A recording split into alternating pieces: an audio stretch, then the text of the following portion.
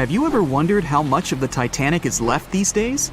Now, if you haven't been living under a rock, you probably know that it's been over 100 years since the world's most famous ship turned into a wreck. The RMS Titanic, the world's largest sea liner from the beginning of the 1900s, sank during its maiden voyage, just a few days after leaving port. The ship struck an iceberg on April 14, 1912, taking down over 1,500 passengers of more than 2,200 who were on board the liner at that time. As shocking as this may sound, the Titanic took over 3 years to be built and only 3 hours to sink. And if it were today, the ship would have cost over $210 million to be made. It was last seen on the surface of the Atlantic at 2:20 a.m., and for many decades, that was the last time people saw it. It wasn't until 1985 that the whereabouts of the ship were discovered by oceanographer Robert Ballard, and some parts of the Titanic became visible once again. One of the first discoveries made by Ballard's expedition was that the ship was indeed torn in half before sinking. The early exploratory missions to the part of the ocean floor where the Titanic now lies could only see the hull and the deck of the ship. According to Ballard, the main purpose of these missions was to understand how to preserve the ruins from deteriorating. Another goal was to recover the huge number of personal items scattered along the seabed. The explorer later said the view down there was as shocking as it was emotional. In the field of debris around the wreck, the oceanographer discovered plenty of small objects and personal belongings, many of which he brought back to the surface. There were shoes, some fancier than others. There were pieces of clothing that belonged to crew members, and there were huge propellers. If on the surface they gleamed and shined, on the ocean floor they were embedded and devoured by sand. Ballard pointed out that the area where kitchenware was scattered measured more than a mile in length. There were enough plates, pots, and pans to fill up an entire industrial kitchen. For the first time ever, 3D animation footage reveals exciting images. The simulations show the Titanic's evolution from when she first set sail in 1912 until the state of her ruins today. But simulations weren't enough for deep-sea explorer James Cameron, who envisioned traveling to the heart of the wreck for the first time ever in the history of the ship. Yep, the same James Cameron who happens to be the director of a very famous movie about the ship. He has now dived 33 times to visit the wreck of the Titanic. Here's some fun trivia for you. The director says that his true passion has always been the ocean, and that ever since he was a kid, he wanted to study the sea. Directing, let's say, just happened to be his day job. And when the possibility of directing Titanic appeared, he said yes, just so that he could go and check out the ruins of the ship in real life. Now back to the wreck. According to James Cameron, it wasn't enough for researchers to access only the exterior of the ship. They needed to go inside, analyze and photograph what was left of the pompous interiors of the world's once biggest sea liner. Cameron piloted an innovative robot vehicle equipped with cameras. It helped the man to reveal spaces in the Titanic that no one had ever seen before since the ship touched the bottom. Turkish baths, for instance, still had their tiled walls standing up almost in all their entirety. These baths were exclusively for first-class passengers. They were located right next to the swimming bath and the third-class dining room, and were designed in the Moorish style. People resting there could get heating blankets and ask waiters to bring them anything they needed. If the pictures from before the disaster were astonishing, they carry a different kind of wow factor now, when everything you see in them is hidden underneath the surface of the water. Another shocking discovery was the ship's mast. If we look at the Titanic in its pre-sinking glory, the mast calls much of one's attention. Located on the bow of the huge ship, the mast held together the transmission cables for the Marconi system, a system of wireless telegraphy. That's also where the British merchant flag the Titanic flew was located. The mast stood at the height of a bit more than 100 feet and was equipped with a crow's nest. Nowadays, the mast is unrecognizable. Attacked by corrosion, it collapsed. The crow's nest broke apart too. Now we can see why the modern-day Titanic is a real treasure for deep-sea explorers.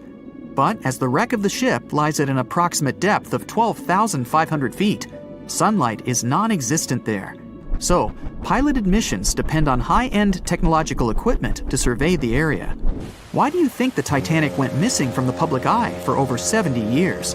Well, because at that time, technology wasn't advanced enough for people to go down there, as well as bring back good footage of the wreck. Filmmakers were the ones who drove this technology to its advance by trying to film underwater. They began by building boxes to put their cameras inside. And now, deep-sea photography is highly advanced and allows us to marvel at the awesomeness of underwater life.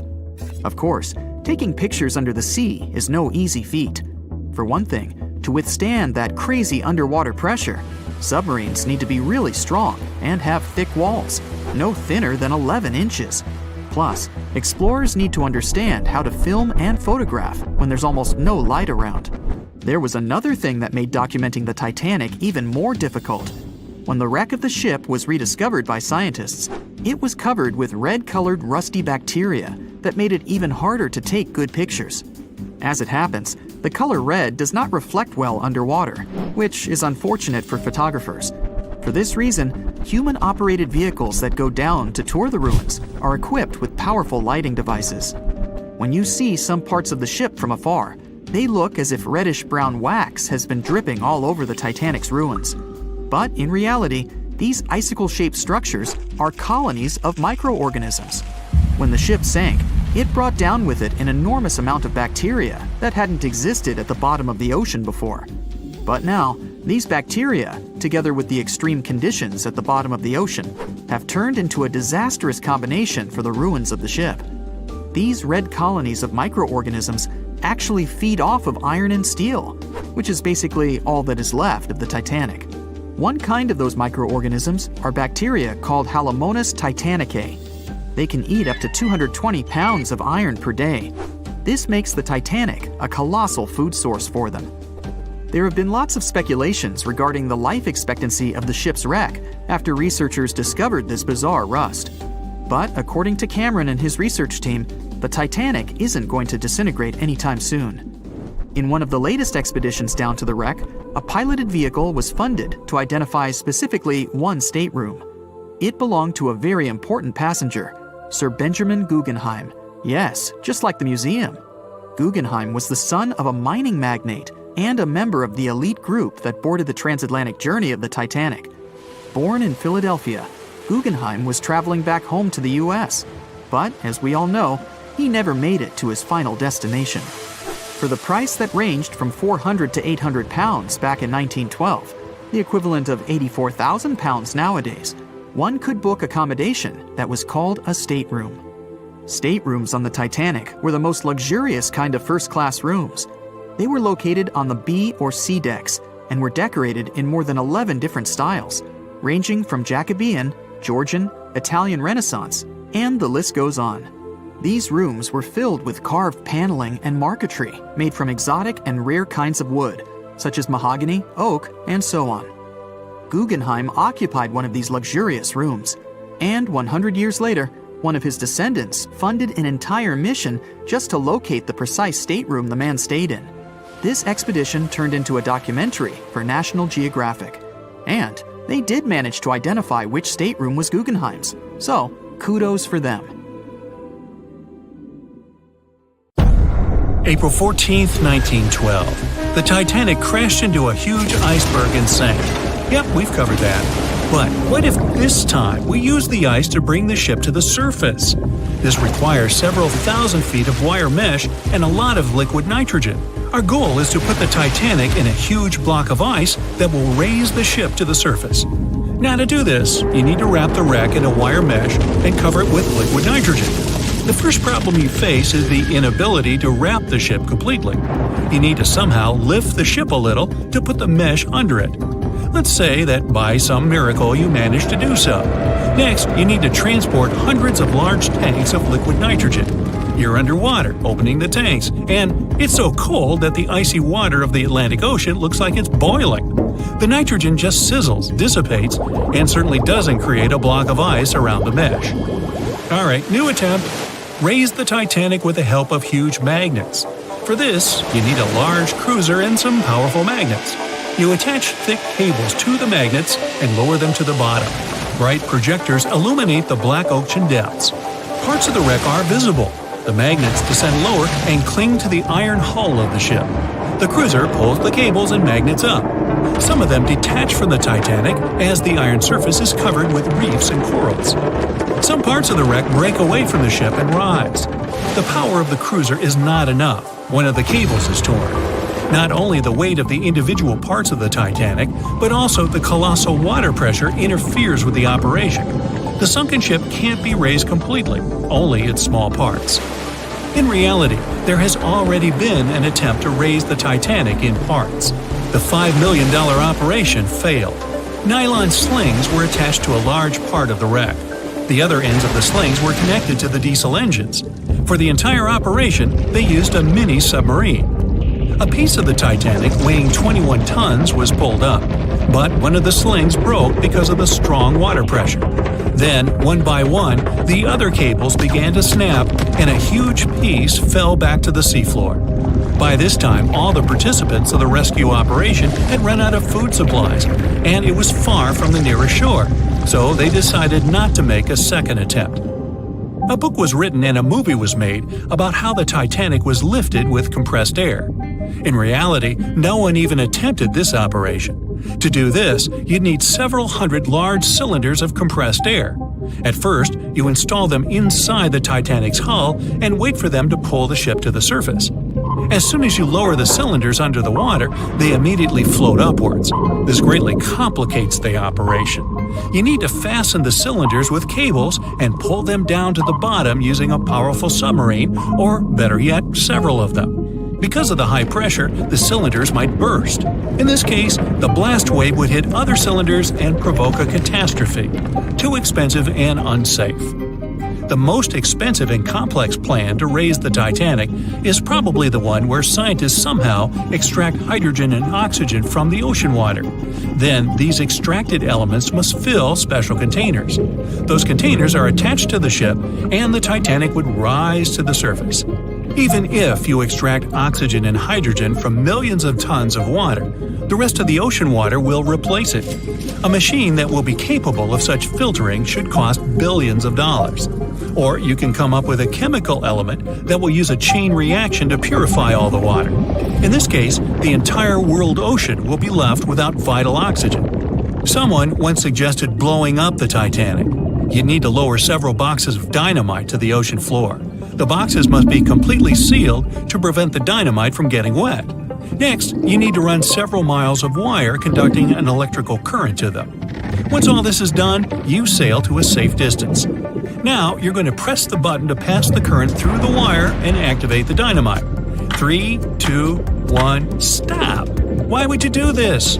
Even if it works, the wreckage of the Titanic will be scattered in all directions on the seabed. It will be impossible to lift the Titanic from the ocean. Imagine a huge hook that can fetch the Titanic and lift it from the bottom like a fish. This hook must be huge to pick up a sunken ship. Let's say you created it. Next, you're on a huge cruiser, sailing up to the crash site and lowering the hook down like an anchor. It falls right on the Titanic but doesn't cling to it. You need special equipment to attach a bus-sized hook to the Titanic. It would include a huge submarine with mechanical arms. To build such a device and make it work under enormous pressure is already next to impossible.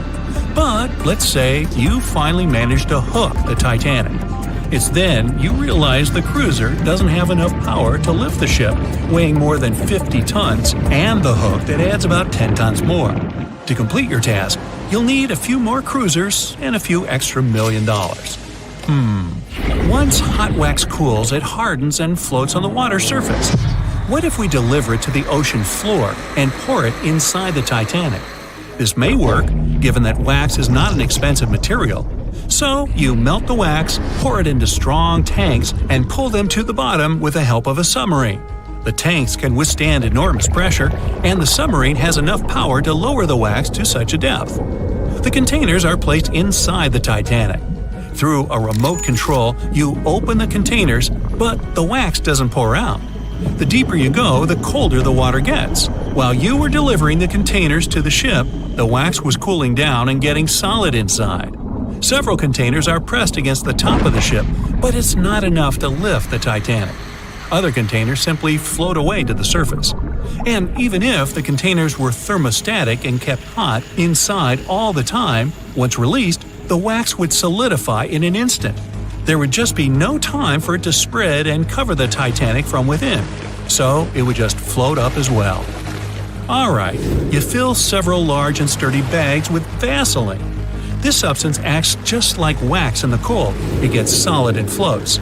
You want to put bags all over the Titanic and just wait for the Vaseline to bring it up. You load the bags into the submarine and descend to the ocean floor. Some parts of the ship can't be reached because of the clinging corals. You decide to unload all the bags in one place, but as soon as you take Vaseline out of the submarine, the bags tear due to the strong pressure.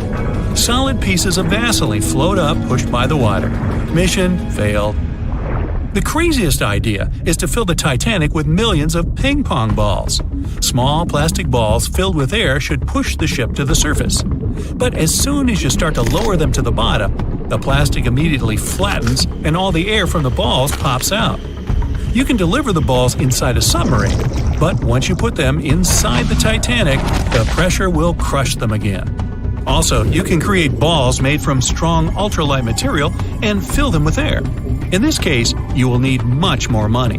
As soon as you put the balls inside the ship, some of them will immediately slip through the holes in the ship, and the remaining ones won't be enough to lift the wreck weighing more than 50 tons from the bottom.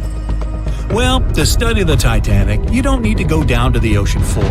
On the internet, you can find a detailed 3D map that shows the wreck site, as well as the ship itself on the seabed. To get a realistic picture of the Titanic, researchers used sonar technologies and underwater robots, which took more than 10,000 pictures of the sunken ship.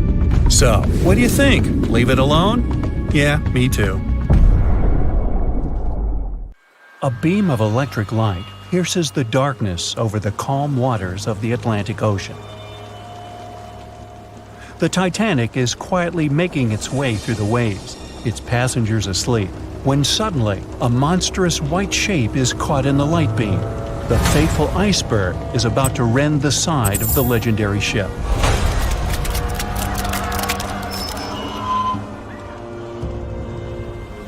April 14, 1912. Only 2 days before someone will take a photo of a giant iceberg with a pretty unusual elliptical shape. It turns out that this iceberg most likely formed out of snow that fell 100,000 years ago. Researchers used computer modeling to figure out its origin. They used data from 1912 and added some new information about winds and ocean currents. They concluded that the iceberg was probably a part of a small cluster of glaciers in southwest Greenland.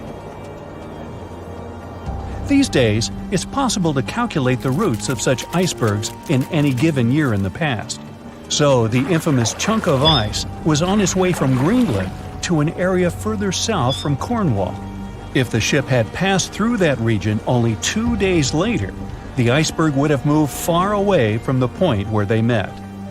At first, the weight of the most well-known iceberg in the world was 75 million tons. With time, it started to slowly melt away. And when it sank the Titanic, its weight was only 1.5 million tons. By the time of the collision, it had probably been melting for months, but it was still a true monster. When the Titanic sank, the iceberg was 400 feet long, and more than 100 feet of its surface was above the water. Some people believe it was a supermoon that caused the Titanic to sink. That night, there was a rare lunar event. It hadn't happened for 1,400 years. In normal conditions, the iceberg wouldn't have traveled so far south without melting and losing the largest part of its mass. But the supermoon could have been the reason for an unusually high tide that pulled the iceberg away from the glacier way faster than usual. There's a specific type of bacteria that slowly consumes the remains of the Titanic. Salt corrosion, ocean currents, freezing temperatures, plus this rust-eating microorganism might consume the entire wreckage. American actress Dorothy Gibson was aboard the Titanic. She survived, and when she arrived in New York, she started filming a movie called Saved from the Titanic almost right away. The movie was released only a month after the Titanic sank, and in the movie, she even wore the same shoes and clothes she had during the actual disaster. The movie was a big success at that time, but the only known copy was destroyed in a fire. 14 years before the Titanic sank, a novella called Futility had been published, and it seemed to have predicted the whole event. The plot centered around a fictional ship called the Titan that sank during its voyage. The Titan was almost the same size as Titanic, and they both went to the bottom in April.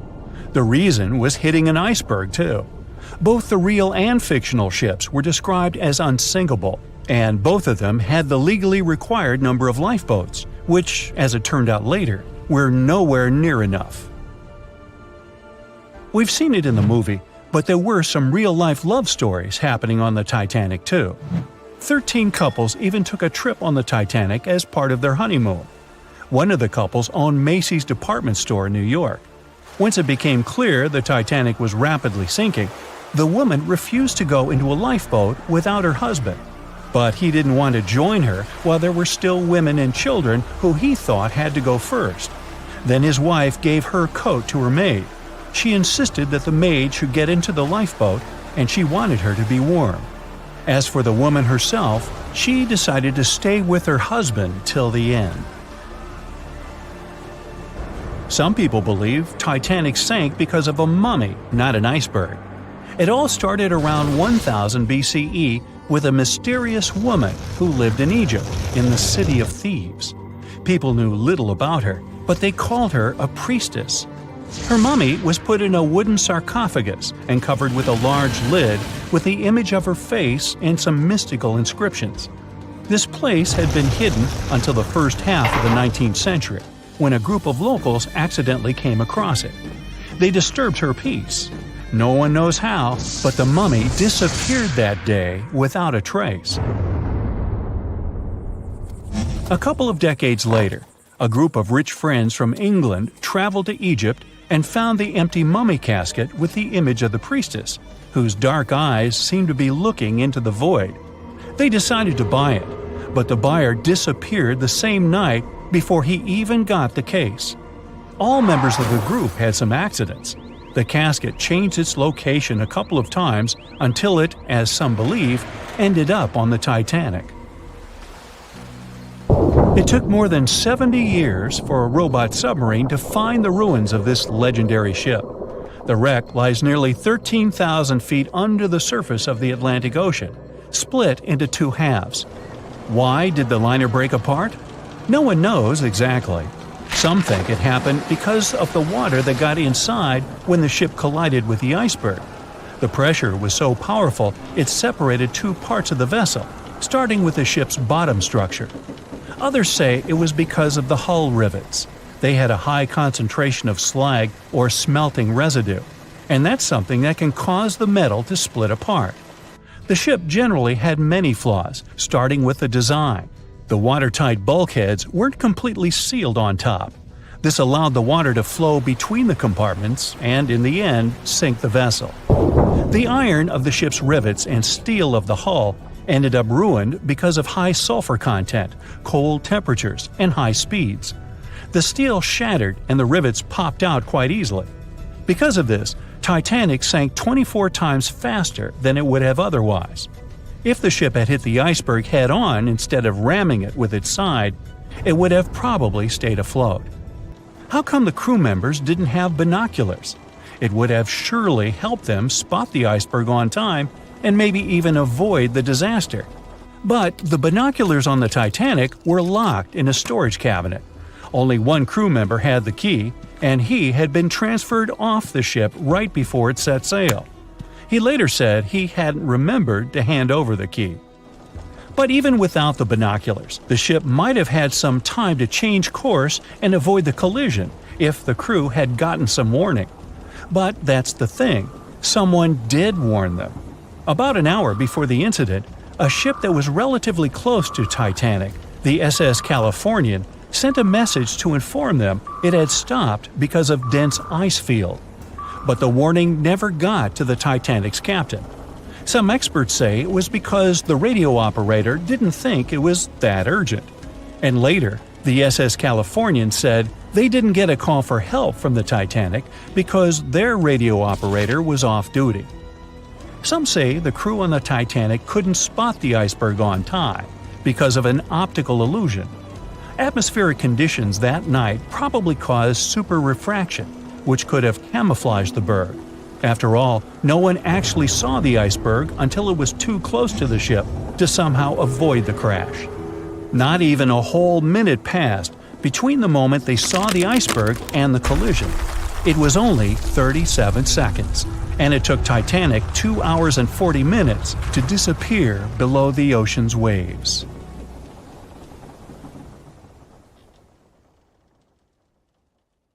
They were on their way to the New World when a rendezvous with an iceberg crushed all of their dreams and hopes. There was panic and tears and heartbreaking goodbyes, like that of Jack and Rose. Or was there? Let's see how well you know the real story of Titanic. The love story of Jack Dawson and Rose DeWitt Bukater was inspired by true events. What do you say? Is it a myth or a fact?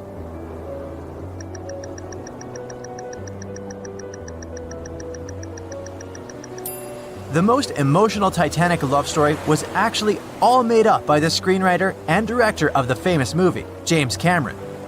Some passengers featured in the movie were real though, and by a mere coincidence, there was a J. Dawson on board. His name was Joseph, not Jack, and he worked as a coal trimmer. The most expensive object lost with the Titanic was a painting by Pablo Picasso. What's your take on this one?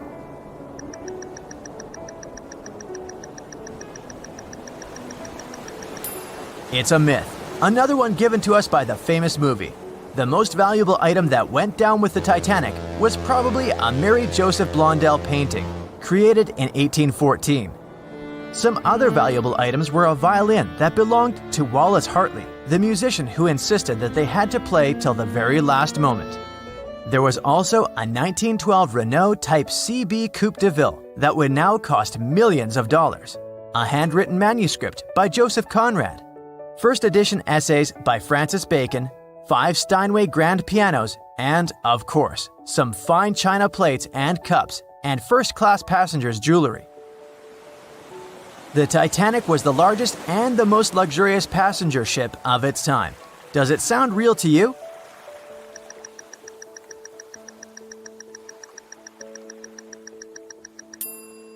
Yep, it's totally true.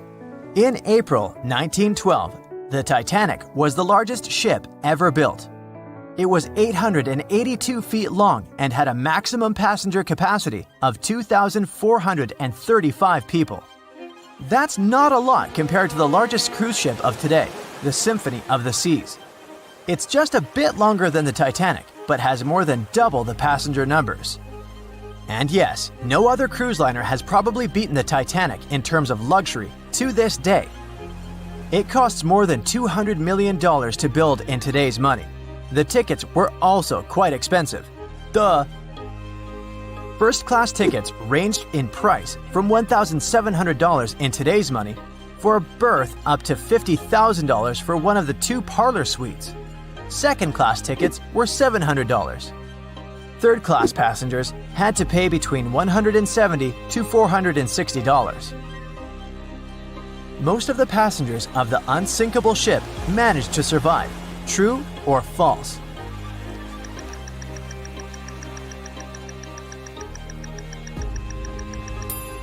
Sadly, it's false. Only 37% of all the passengers actually survived the meeting with the Titanic. Around 61% of the first-class passengers, 42% of the second-class passengers, and 24% of the third-class passengers made it out alive. The Titanic was passing through the Bermuda Triangle when things went wrong, and that's probably why it sunk. What do you say, myth or reality?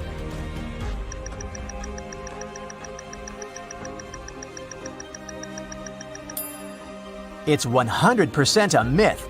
The Titanic never even came close to the Bermuda Triangle. The liner sank about 400 miles south of Newfoundland, which is a huge distance to the north of Bermuda, the infamous area where ships and planes disappear without a trace. We might have the moon to blame for the sinking of the Titanic. True or false?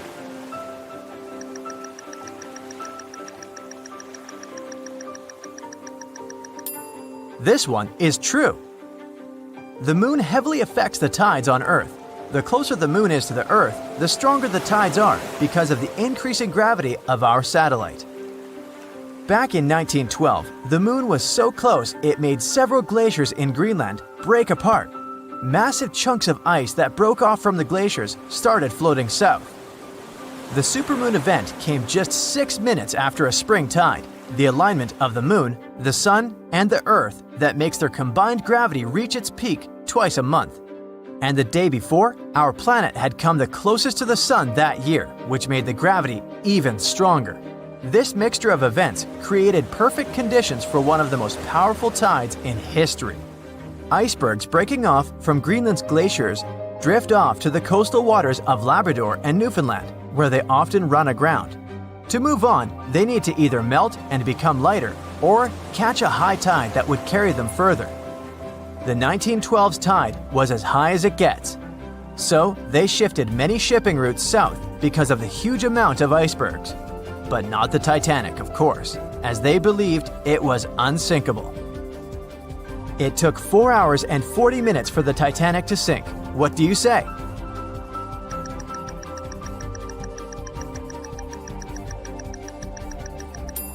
It's false, and if you're a Titanic expert, you definitely know it was actually 2 hours and 40 minutes.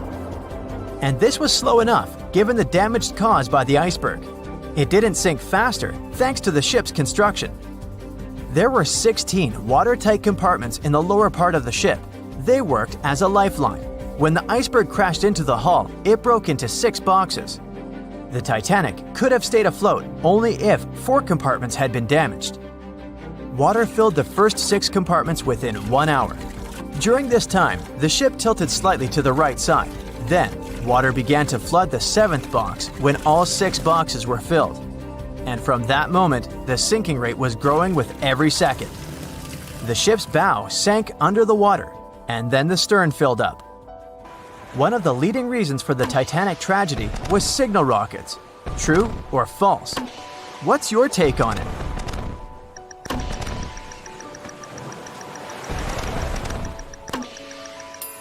This one is true. When any ship sinks, the crew members must release red flares. It's a signal to all nearby ships that someone is in trouble. But for an unknown reason, someone put white lights in the Titanic's rocket box. When the ship crashed into an iceberg, the crew members released white flares. Another ship, SS Californian, was nearby at the time. Its captain knew the Titanic was going through a dangerous iceberg area. The crew of this ship didn't see the Titanic in the dark, but they noticed white rockets. Radio communication between the vessels didn't work. The SS Californian operator turned off the receiver. The Californian captain felt that something was wrong, so he sent a Morse lamp signal to the Titanic. But it was too late. The ship was already underwater, so no one could respond. Another ship, Samson, was sailing alongside the Titanic. It drifted with lights off since it was catching seals, and that's not legal. When the captain saw the Titanic's white rockets, he thought it was the Coast Guard. So Samson sailed away as fast as they could. They realized they had abandoned the drowning passengers once they made it to Iceland and learned the horrible news. In 1996, one expedition managed to raise the Titanic from the ocean floor. Do you believe it?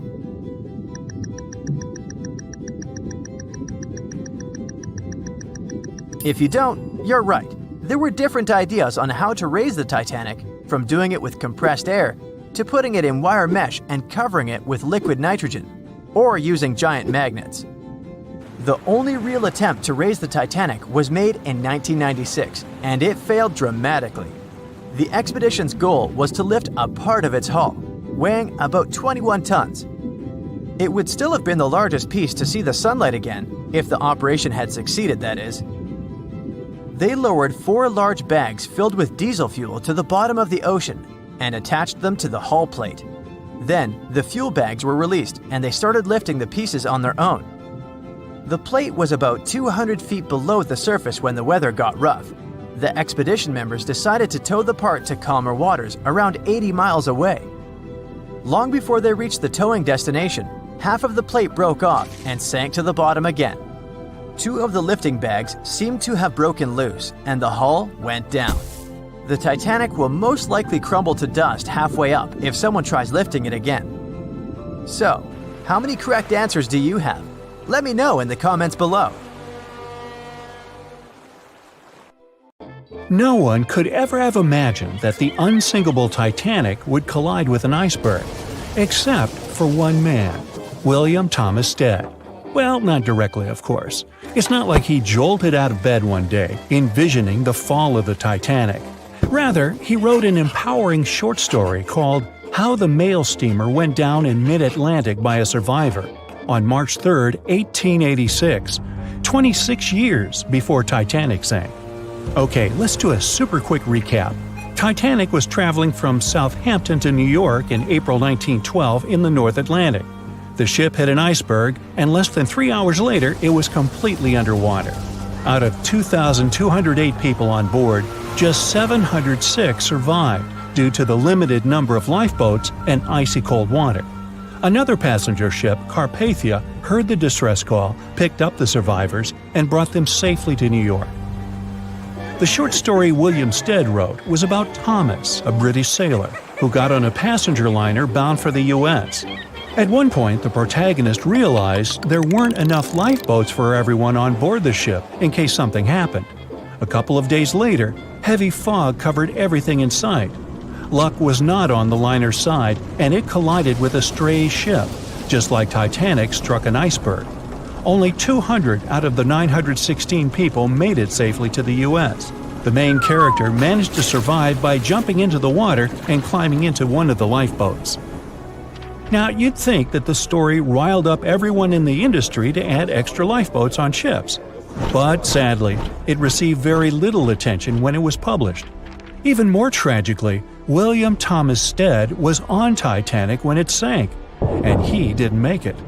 The survivors who knew Stead mentioned that he had always been cheerful and had loved to chat during meals. He complimented the ship's design and how sturdy it was. Witnesses also talked about how he had been helpful when the ship had been sinking, having given his life jacket to someone else.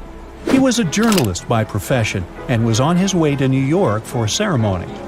One of his most important contributions to modern journalism was the use of illustrations in every newspaper article. He also introduced newspaper interviews, and they're still used to this day along with illustrations. But this story wasn't the only published work that predicted the disaster. Morgan Robertson was an author and former ship captain who wrote short stories and novels. His most notable novella is The Wreck of the Titan. It's also known as Futility. The book was written in 1898, 14 years before Titanic. It was a fictional story about the Titan, an ocean liner similar to Titanic, which was crossing the North Atlantic. It's also a coincidence that Titan was just as fast as Titanic and shared many other similarities, like size and design. The book described it as unsinkable and the largest ship to hit the ocean at the time. That's what they said about Titanic, too. Another eerie similarity was the limited number of lifeboats it had. The story took place in April, and that's when Titanic set off on its journey and hit the iceberg. The Titan story also mentioned that barely anyone had survived that horrible accident. Unlike Stead's story, the protagonist of Robertson took a different path. The Titan sinking happened somewhere halfway through the book, so after the accident, the main character went on with his life. The book was brought back into the spotlight after the Titanic disaster. How could someone describe the events that took place almost a decade later so accurately? Many started to believe Robertson could see the future. But the reality was that Robertson knew his way around a ship. It was easy for him to write down the nitty-gritty of things without doing more research. Realistically, one of the biggest threats for ships at that time was hitting an iceberg or colliding with other ships. The next story sounds somewhat mysterious. Once, Alex Mackenzie heard a voice that warned him not to board Titanic. But when he turned around, there was nobody there. As he continued walking, the voice spoke to him again. But this time, it was louder and more distinct. He took the warning seriously and decided to cancel the trip and go back to Glasgow, Scotland, his hometown. His grandparents weren't too happy to find him back home instead of on Titanic. After all, the ticket was very expensive. That disappointment very soon disappeared when they heard that the ship had struck an iceberg. John Coffey was a member of the crew of Titanic, but he decided to ditch the ride when the ship stopped at his hometown in Queenstown, Ireland. His inner voice told him to get off the liner, and he did.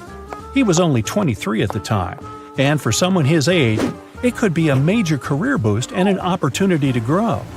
Despite the horrible tragedy, the guy signed to work with the RMS Mauritania just months after the Titanic sinking. Talk about commitment. Some added info was revealed about what may have contributed to the fall of Titanic. The constructors insisted that the ship was unsinkable, but many people later theorized that the vessel's steel plates had been too frail for the freezing Atlantic water.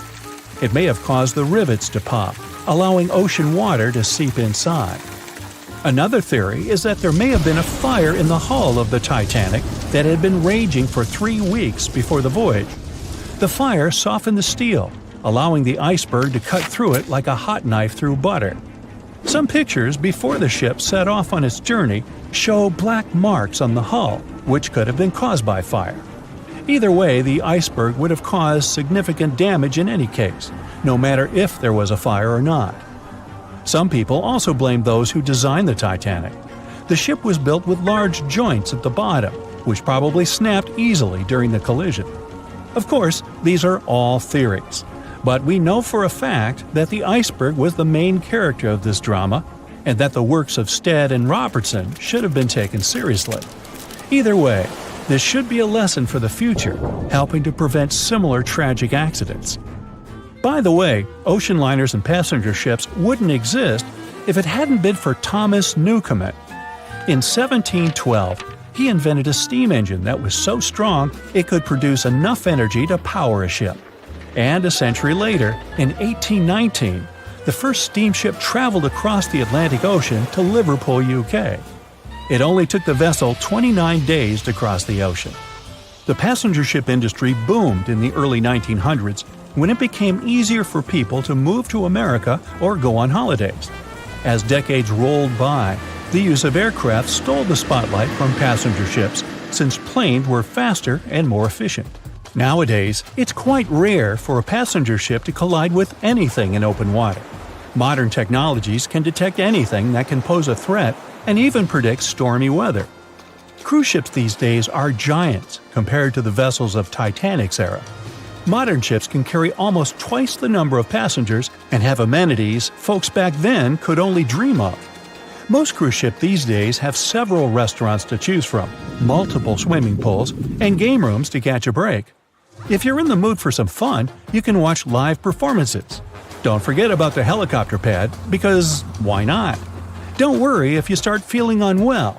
The in-house doctors are always there to help any passenger in need. And these ships are only going to get bigger. Putting Titanic and a modern cruise ship side by side is like comparing a Corgi to a Doberman. Back then, Titanic was the biggest and most cutting-edge vessel anyone could dream of. So, who knows what the future of cruise ships can hold? We might even have entire cities floating around. That would be a really big boat. Once a famous giant, the largest ship of that time. Now 2 grand pieces lying on the ocean bottom about 2,000 feet apart, torn by the catastrophic collision of time itself. The stern of the Titanic got completely ruined after hitting the ocean floor. But you can still recognize the bow since many interiors were left preserved. There's a type of bacteria found on the ship's rusticles. A rusticle is this brownish formation of rust. It occurs deep underwater when the wrought iron the ship is made of oxidizes. It means the bacteria eat the iron of the Titanic's hull, piece by piece. And it seems they might finish their snack by 2030, way sooner than when anyone would expect the wreck to be gone forever. You may think it would probably be easier to take the wreck out of the water so that we got to keep it, but it would fall apart if anyone tried to do that. It's been in the water for more than 110 years now, and is now so rusty that no one would be able to reconstruct some parts even if we managed to get the ship out of the ocean depths. What do you think? Could any of about 700 people that had survived the sinking of the Titanic hear it hit the ocean bottom? The largest ship that had ever been made till then disappeared literally before their eyes after all.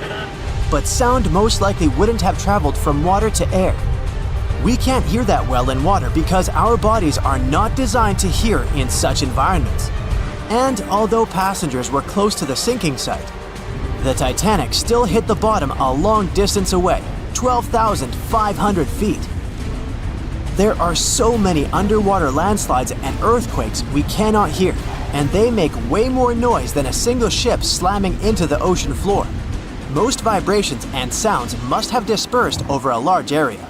Also, the downblast of water, which many believe hit the Titanic after it had touched the bottom of the ocean, would have pushed back the majority of the potential acoustic vibrations. Plus, the bottom of the ocean is not hard enough to produce such loud noises. Many survivors said they had heard terrifying noises as the Titanic was breaking apart, but none mentioned hearing anything after the ship disappeared below the surface of the water. Some survivors shared how chaotic it was when passengers, mainly women and children, were getting into lifeboats. There weren't enough boats, and still, some of them weren't even filled to their full capacity. No one knew how to react properly in such a situation. The lifeboat drill had been scheduled for the morning before the Titanic hit the iceberg, but for some reason, it got canceled. A giant ocean liner everyone believes is unsinkable takes a trip across the ocean. On its way, it strikes an iceberg and sinks. Yeah, we all know how the story goes. But what's scary is that it's also the plot of The Wreck of the Titan, a novel published in 1898, 14 years before the Titanic went to the ocean bottom or was even constructed. In the novel, the Titan, what a scarily accurate name too, didn't have enough life jackets, vests, and lifeboats for all the passengers on board. It was also the largest ship of that time, almost identical in size to the Titanic, and both the Titan and Titanic sank in April. Dorothy Gibson was an American silent film actress. She was also one of the Titanic passengers. She survived the catastrophe. Right after she came to New York, she started filming Saved from the Titanic. The film was released only 1 month after the ship sank. Dorothy was even wearing the same shoes and clothes she had worn when she had actually been on the ship. The movie was successful, but it got destroyed in a fire, so it only exists in memories, like Jack Dawson. Titanic wasn't all alone in the restless waves of the cold ocean near the iceberg it struck. The SS Californian was relatively close. Their radio was shut off for that night though. At one moment, the crew members noticed mysterious lights in the sky. They immediately went to wake their captain up to tell him, but he issued no orders. Some believed it was just fireworks. They never realized it was actually a call for help. The flares crew members of the Titanic sent off to the sky, hoping someone would notice. By the time the SS Californian got the SOS message, it was already too late. Some say a full moon may have been the reason the iceberg crossed paths with the gigantic ship. A full moon may have caused incredibly strong tides that eventually sent multiple icebergs southward, right when the Titanic was crossing that area. Would you dare to taste cheese from the Titanic? The wreck has been under the ocean surface for more than 100 years now. It took more than 70 years to find it. By that time, most of the food that had gone down together with the ship had, of course, spoiled. But it's possible there's still some of it left. Some foods are protected from decay. For example, cheese. The microbes that turn milk into cheese create special conditions to protect the product from spoiling. Multiple things have survived the Titanic. A handwritten letter where a mother and a daughter wrote to the girl's grandma about the amazing journey they were on together. The letter has been around for more than 100 years and got sold at an auction. A battered pair of white cotton gloves was found in the wreck. Musicians on the Titanic played till the very last moment. Sheet music and one violin were found among the wreckage. The bell one of the crew members rang 3 times to warn there was a very close iceberg on their way. A pocket watch that stopped at 1:45 a.m. the time when the ship went under the water. Perhaps one person could have changed what happened on the Titanic. David Blair was a pretty lucky man. He was supposed to take the spot of the second officer of the Titanic. He was pulled out at the last moment, which eventually saved his life. It was a great thing for him, but something clouded his joy. What if he was the only person who could have done something to save the ship and the passengers?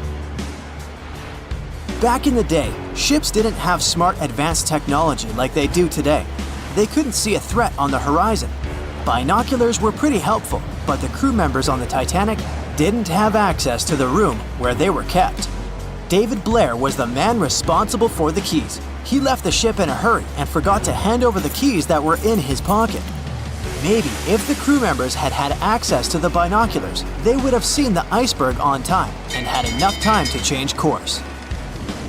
It's possible that the giant iceberg that sent the Titanic to the ocean bottom was made of snow that had fallen in southwest Greenland. Scientists even used a computer model to calculate the paths the iceberg took in any given year, taking into consideration ocean currents and weather readings for that year. It's possible that the iceberg was 1,700 feet long, with a weight of around 75 tons. By the time it collided with the Titanic, it had dwindled down to only 1.5 tons. Violet Constance Jessup was, as many called her, Miss Unsinkable. She was only 24 years old when she joined the Titanic crew as a stewardess. On the tragic night when the ship struck the iceberg, she was lying in bed. As soon as she heard that something was going on, she got dressed and quickly went to the deck. Violet helped passengers get into lifeboats. 4 years later, she was on the Britannic, the Titanic's sister ship. Once again, the ship started sinking. Not only did the woman survive another accident, but she was also once again the one helping other people to escape the vessel before it disappeared below the surface. More than 25 million people boarded cruise ships globally back in 2017. It may not seem like a lot, but that's more than the total population of Belgium. It's a great vacation alternative with an added bonus. You can sample various different destinations for future time off in one single trip. If you've already booked a trip on a cruise ship, but you still have no idea what you should pack, start with some research on your specific cruise locations. Either way, be sure to bring deck-friendly shoes that are low-heeled. Also, add a pair that's comfortable to walk on larger distances for the days spent ashore. Depending on the season, you might want to add a few swimsuits too. If you're on any type of medication, make sure you bring it with you in its original packaging. If you're a light packer, don't worry.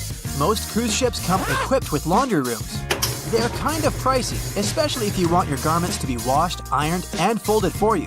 But it does save you the extra hassle of packing more clothes or washing them for yourself. It's really important that you check in with your credit card company before boarding a ship, more so if your itinerary includes one or more foreign countries. Your credit card might get frozen if there's any unusual activity on your account. Most of these companies have algorithms that get triggered once there are charges from different countries in rapid succession, which is exactly what you'll be doing on a cruise ship. Letting them know beforehand saves you the embarrassment of having your card declined at some fancy restaurant. To make sure you get the best room, before booking it, check out the ship's deck plan. It should be available on their website. If it's peace and tranquility you're looking for, don't go for the rooms directly above or below any of the ship's entertainment points. Also, if you have a history of getting seasick, try to skip the rooms that are available at the front of the ship. Rather, go for those located in the middle of the ship on a lower deck. You'll feel less movement. If it's your first time going on a cruise, you might be surprised to know that some cabin rooms don't have windows. Before making a reservation, make sure to check out all the amenities of the room you intend to book. Most cruise liners add a bunch of pictures from the common rooms on their reservation pages, and it might be a bit confusing as to what you're getting exactly for that specific price point. Also, some rooms on board are quite small too. If you don't like to sleep in small spaces, you might want to upgrade to a larger room, even if it's a bit pricier. You can always split the cost with a friend if they want to join you on the cruise. With the help of modern technology, even if a specific location doesn't have windows, it doesn't mean you can't watch the waves. How, you might ask? Fancier cruise ships feature a secret added bonus. In the areas with no access to sunlight, specialists have built virtual balconies. These high-tech screens work by showing you what's going on outside in real time. They have an added benefit too. In case of bad weather, guests can still have a feel of the outdoors, without the wind or rain ruining their hair or their outfit. It may not be the real deal, but it still beats getting claustrophobic on board. Planning on going on a budget cruise? It might not be such a bad idea, especially if you're on the lookout for last-minute upgrades. You might even end up vacationing like a millionaire without having to spend money like one. These upgrades sometimes include things like a private balcony in your room, maybe some spa services, or even better prices for high-end meals. If they aren't all booked by the time people board the ship, they might be open for the rest of the passengers for way better prices than initially listed. There might be hidden freebies on board if you pay close attention. Things like complimentary pastries on board late in the morning or a late-night cup of tea on the house might be some of the things offered to guests. You only need to ask. You might want to check out what other tourists are doing. Some people with more experience cruising can offer pretty great tips and tricks. Don't be afraid to start a conversation if you see someone getting something for free. Some cruise ships do go all the way on the fancy dial. They even have exclusive areas designed for guests staying in expensive suites. Most of the time, they're located at the top of the ship. On one particular cruise, these types of guests have designated staff members called Royal Genies, which are similar to butlers. They can cater to just a few cabins. Since the cruise line wants to divert other guests from asking them various questions, which will take time away from their assigned guests, the genies do not wear a name tag in public areas. Most common areas of cruise ships do require travelers to follow a dress code, but if you do your research in advance, you might find that some areas are more relaxed when it comes to what people need to wear. Most cruise ships require people to adhere to smart attire, which means pants with a collared shirt for men, or blouses and skirts, dresses, or stylish pants for the ladies. As for the travel destinations, be sure to research the ports you're about to visit in advance. You'll know what to wear, what the weather will be, and if you need to pack anything else, like an umbrella or a beach towel. Stops on cruises only last for a few hours in most cases, so you'll want to get the most out of them. If that specific location includes museums or art galleries you want to add to your checklist, be sure to book in advance so you don't waste time waiting in lines. Some cruise ships even provide their guests with private tours of the ports they're about to visit. Do make sure to book them in advance if this is something you might be interested in, as the list gets pretty full quite fast. Independent tours are a bit more private. You can spend time with your tour guide and even ask more questions. Always remember to put your phone in airplane mode while on board. Most cruise ship horror stories involve cruising newbies that ended up paying thousands of dollars in cell phone charges while on ships, just because they forgot to turn it off.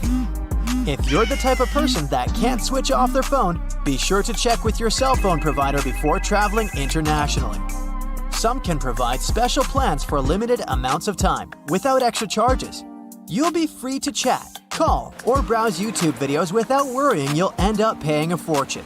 Most cruise ships also provide you with complimentary Wi-Fi or Wi-Fi packages that can be purchased in advance, which are way more affordable. You can stick to communicating with your friends and family back home via FaceTime or Skype. People that have heard about the Titanic tragedy will always wonder what might happen if something goes wrong while on board. Let's take lifeboats, for instance. The Titanic had a mere 20 lifeboats on board, which were tragically not enough to fit all the passengers after the ship hit the iceberg. Some fancy cruise ships these days have an even lower number of lifeboats, anywhere from 15 to 18.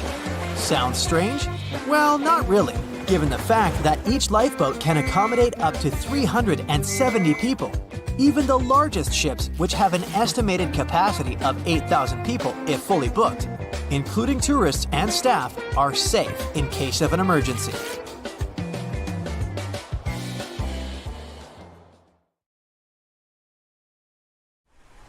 Back when it was built, the Titanic was one of the largest and most luxurious passenger ships, with high-class features like a grand staircase, a swimming pool, and a gymnasium. People thought it to be unsinkable because of its advanced safety devices.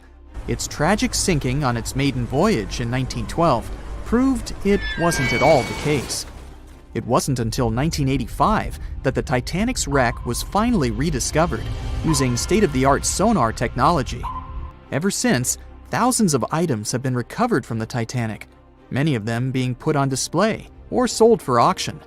Things like jewelry, a life jacket, a menu from the ship's restaurant, or even a sample square of carpet from the first-class stateroom have all baffled the public and told stories of the many on-board people. Scientists have even tried to come up with strategies to get the Titanic back up, not because they want to put it up for display, but so it can be properly studied, and more importantly, to stop it from getting more and more damaged at the bottom of the ocean. Some have suggested filling the wreck with ping pong balls to make it float, while others even considered injecting it with 198,000 tons of Vaseline. Another creative solution was proposed, the idea of using a giant claw or scoop to lift the Titanic. Nobody came up with this device. Using 500,000 tons of liquid nitrogen to trap it in an iceberg that would float to the surface was also considered, but all these potential strategies had to be eventually let go, since the Titanic is way too fragile to ever be recovered. As the Titanic's iconic bow railings are in danger of collapsing, metal-eating bacteria continue to chew away at the ocean liner's wreckage. An undersea exploration company plans to gather data about the ship's deterioration in annual expeditions. They hope this will help them learn more about the Titanic, and also more about the ecosystem that shipwrecks create. The over 100-year-old ocean liner is also being damaged by deep-sea currents daily.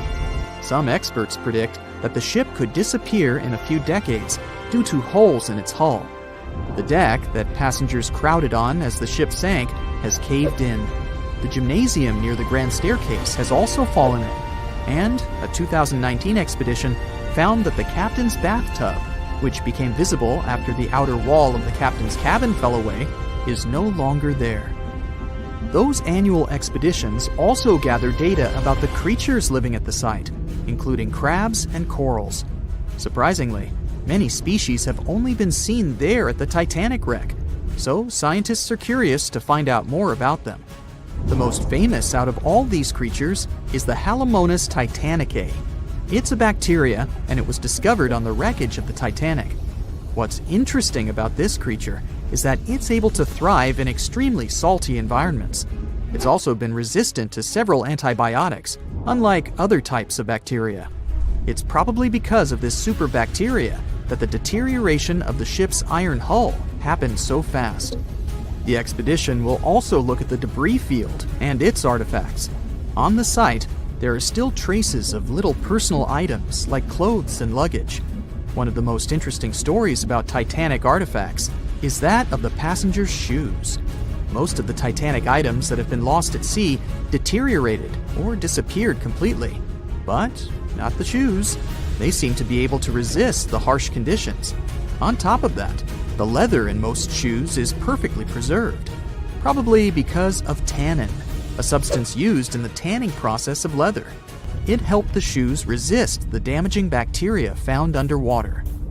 All this exploring might have gotten you all excited. If that's the case, I have some good news to share. You might even be able to join the expeditions. To personally explore the Titanic, you have to plan ahead and apply to be a mission specialist with OceanGate, the company responsible for the journey.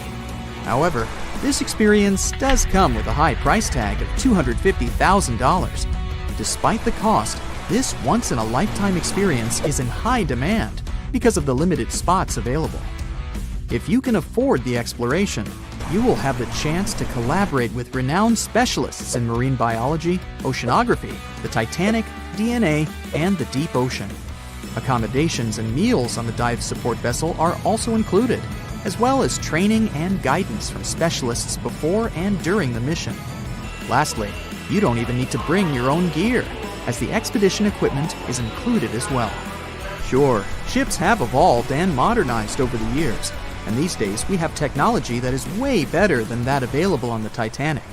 But this ship remains an amazing piece of history because of its many unusual features, like the fact that the Titanic's whistle was loud enough to be heard over 11 miles away, or the fact that the ship's hull was painted with a special mixture of red lead and linseed oil, which was believed to be effective in preventing the growth of seaweed and other marine organisms. However, despite popular belief, the ship's iconic fourth smokestack was not functional and was only used for ventilation and aesthetics. Probably one of its biggest flaws was its number of lifeboats. Despite its size and luxury, the Titanic only had 20 lifeboats on board, which were not enough to save all of its passengers and crew once it hit the iceberg. The Titanic may be the most famous shipwreck, but it's not the only one. The fleet of Kublai Khan tells a similar story. This one was a large naval force commissioned by the Mongol ruler Kublai Khan in the 13th century. The fleet was intended to travel to Japan and establish the Mongols as powerful rulers in the region. However, in 1281, the fleet was supposedly caught in bad weather and was seriously damaged, with many ships being destroyed. Legend has it that the fleet was torn down by a massive typhoon that came to be known as the kamikaze, or divine wind. This strong storm was believed to have been sent by the higher spirits to protect Japan from the Mongols. The truth about its disappearance remains a mystery to this day. However, the wreckage of the fleet, or parts of it, appears to have been discovered in the 1980s by Asian archaeologists. They dug across the site and studied the remains of the ships at a location near Imari Bay. The shipwreck is, to this day, considered to be an important archaeological discovery. That's because it informed us how well prepared the Mongols were back in the day in terms of their ships. Another tragic story is that of the RMS Empress of Ireland. This was a British passenger ship that operated until May of 1914. This is when the ship was sailing from Quebec City to Liverpool, but it ran into the Norwegian collier SS Storstad in the fog off the coast of Rimouski, Quebec. The collision caused a large hole in the side of the Empress of Ireland, and the ship began to quickly take on water and sink. The crew and passengers were caught off guard, and many were unable to evacuate in time. In total, 1,012 people were lost in the disaster, making it one of the worst maritime collisions in Canadian history. Rescue efforts were hampered by poor visibility and the fact that many of the lifeboats were damaged or unusable. Only 465 people survived the sinking, and many of them were rescued by the Storstad, which had remained in the area despite its damage. The sinking of the Empress of Ireland was a national tragedy in Canada, and it led to changes in maritime safety regulations and the establishment of a Coast Guard. The ship still lies at the bottom of the St. Lawrence River, where it has become a popular dive site for enthusiasts.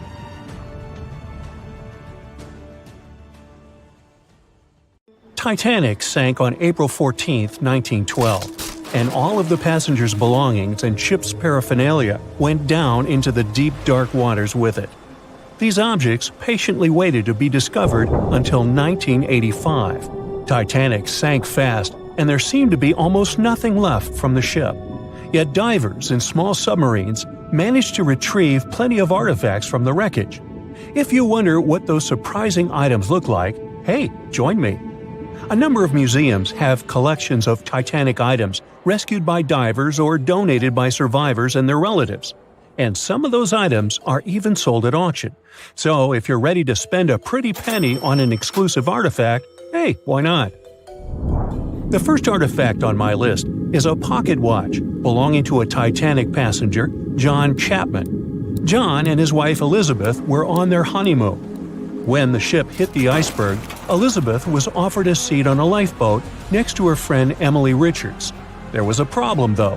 Mr. Chapman couldn't enter the lifeboat. Elizabeth turned to her friend Emily and said, "Farewell. If John can't go, I won't go either." Now, that's what I call true love. After a short time, the ship went under. If we step back and return to Chapman's pocket watch, we'll notice one more heartbreaking detail. Experts believe the watch stopped around the time the ship finally submerged. Do you remember the iconic scene in the Titanic movie where the ship's band continued to play while the ship was sinking? The violin, played by the real musician, was sold in an auction for $1.7 million in 2013. They say the band played "Nearer My God to Thee" as the ocean liner sank.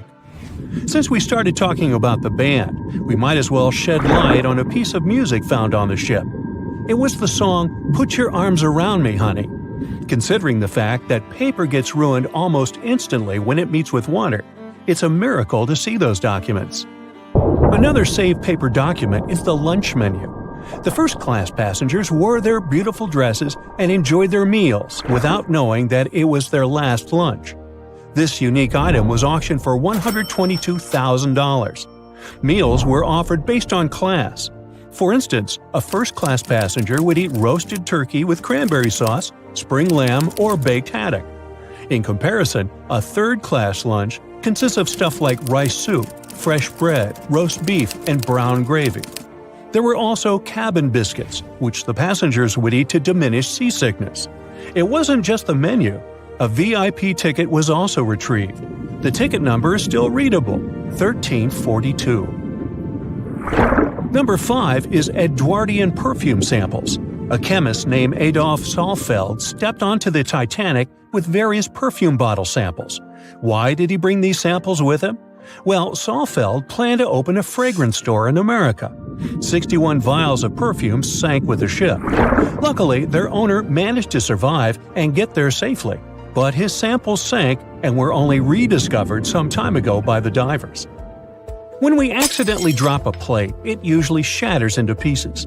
Now, there's a question. Do you think an unbroken plate can be recovered from Titanic? The answer is yes. Original White Star tableware is proof. Apparently, each class of passengers didn't just get different meals, but was also served with different types of plates. The retrieved plates have a green and brown floral motif. The edges have a gold rim, and there's a logo in the center. By the way, they're sold at auction, and you can find them online. Let's carry on with touching personal stories. The love story of Rose and Jack that we see in the movie is fictional, but the ship surely witnessed many romantic tales. Here's a love letter to prove this. The messages tell us a story about how life was on the ship during the last few days. It was written by Kate Buss on April 10th. She mentioned how seasick she felt and other things, such as she was supposed to go to dinner in a half an hour. This letter wasn't the only letter divers took to the surface. For example, there's the letter Esther Hart wrote to her little daughter Ava. It was sold at auction for £119,000. This letter is probably the last letter written on board, since it was completed only 8 hours before the tragedy. The letter is not that damaged because it was in the pocket of Esther's husband's coat. Another letter we can mention is Dr. John Simpson's letter. Those words were the last words that he wrote to his mother. Let me introduce you to Edith Rosenbaum. She was on the ship with her lucky toy pig. Edith had been severely injured in an accident before she sailed on the big ship. The toy was a present from her mother as moral support for her recuperation process. It was actually a music box in the shape of a pig. Edith used it to calm frightened young people in the same lifeboat. The next item on the list is the scout whistle of Lillian Winifred Bentham. She was a second-class passenger. On that terrible night, Lillian was in her stateroom. She didn't believe that the Titanic could sink. After all, it was the unsinkable ship. Her friend came to her and convinced her to hop into a lifeboat. Only then did she realize how serious the situation was. Moments later, she saw the ship break into 2 parts. As the lifeboat floated into the night, Lillian saw a crewman who was also rescued. Without a second thought, she wrapped the man with her fur coat. It was freezing, so she probably saved the man's life by doing that. The young man wanted to thank her for her kindness, so he gave Lillian a scout whistle. It was the whistle he used throughout the night to call for help. This pair of white gloves is one of the rarest artifacts recovered from Titanic. These cotton gloves belong to a gentleman. The owner's identity is unknown. Fabric can't last underwater for decades, but these gloves look fine, and you can still see the fine detailing and elegance.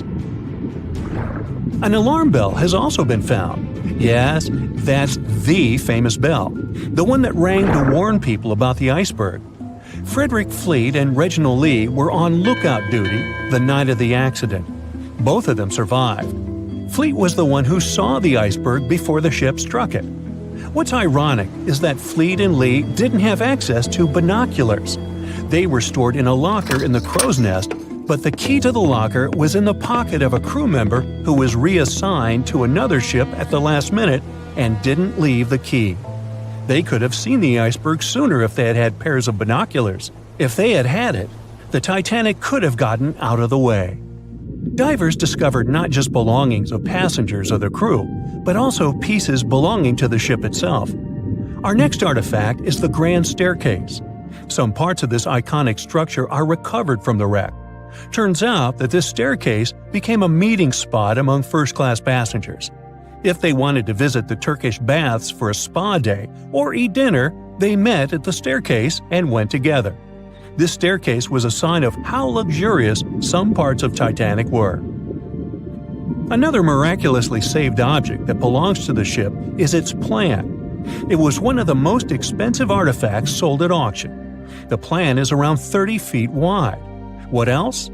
The logometer was also discovered. It's a device used to check the sailing speed of the ship and the distance it covers.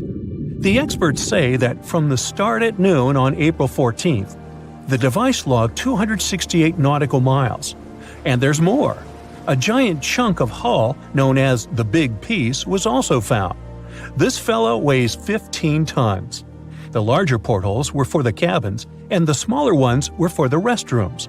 This piece was found in 1994, but it was in 1998 when it was successfully taken out.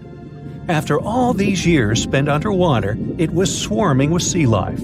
Still surprisingly, the portholes still had glass. Now, let's assume you were a diver and you could only take out one of these objects. Which one would you pick?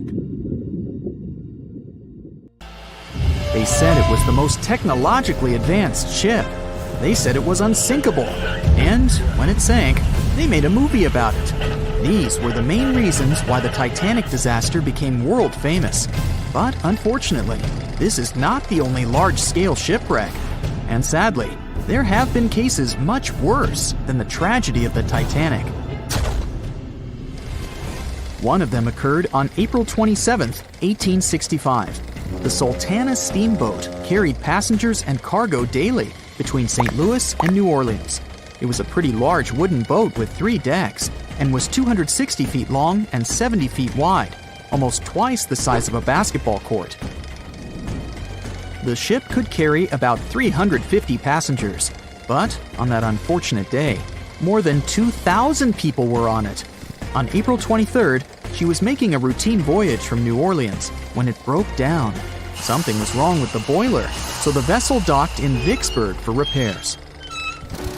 At the port, the ship's captain, James Cass Mason, found out about an excellent opportunity to earn a lot of money. All he needed to do was to transfer a large group of former prisoners to the north.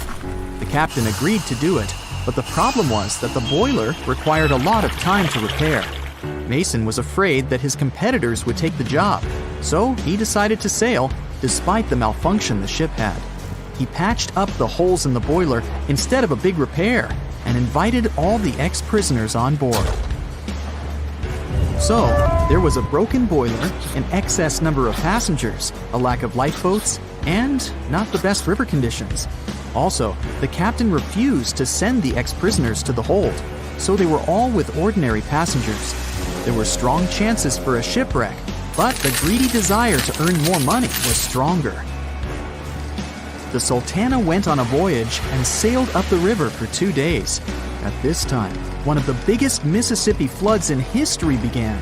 The river overflowed its shores because of the flood, with the water level rising several feet. All the trees on the shore disappeared, and only the tops were sticking out of the water. The ship sailed opposite this powerful current, making the boiler work too hard. On the evening of April 26th, the Sultana arrived in Memphis, Tennessee, and they loaded even more, 120 tons of sugar and 200 passengers. She got incredibly heavy. Around midnight, the ship continued its dangerous journey. The captain sailed to barges to load a shipment of coal. At 1 a.m., the vessel left the barge. At 2 a.m., the broken boiler, unable to withstand the load, suddenly exploded. The Sultana was just 7 miles north of Memphis. Few people survived that day. The problem was that passengers trying to escape from the fire jumped into a cold river with a strong current. The Sultana disaster is considered the most tragic shipwreck in the history of the United States. The exact number of those who didn't survive is still unknown. According to various sources, this number was from 961 to 1,800 people. Don't be surprised that almost no one knows this story. There were many more survivors in the Titanic tragedy, and everybody heard about it. But the Sultana sank during one high-profile event. 12 days before the shipwreck, the country lost Abraham Lincoln. People hadn't yet recovered from this news, so no one paid much attention to the tragedy of the Sultana. Many catastrophes happened quite recently by historical standards. One of them occurred in 2002. The ferry La Jula was a Senegalese vessel. The ferry sailed twice a week, mainly along the coast of Dakar, carrying passengers who traded mango and palm oil. It made daily voyages and never faced severe problems thanks to modern rescue equipment and good repair service. But one day, the ship's crew discovered a malfunction and sent the boat to port. For almost a year, La Jula was in a non-working condition, awaiting repairs. But it didn't get high-quality service. After poor maintenance, the ferry set off on its last voyage. On September 26, 2002, La Jula sailed between southern Senegal and Dakar, and at 11 p.m. headed toward Gambia, where a strong storm began. The wind raised high waves, but this wasn't critical for the large passenger ship unless the number of people on board didn't exceed the established norm. La Jula was supposed to carry about 500 passengers, but had many more people that day.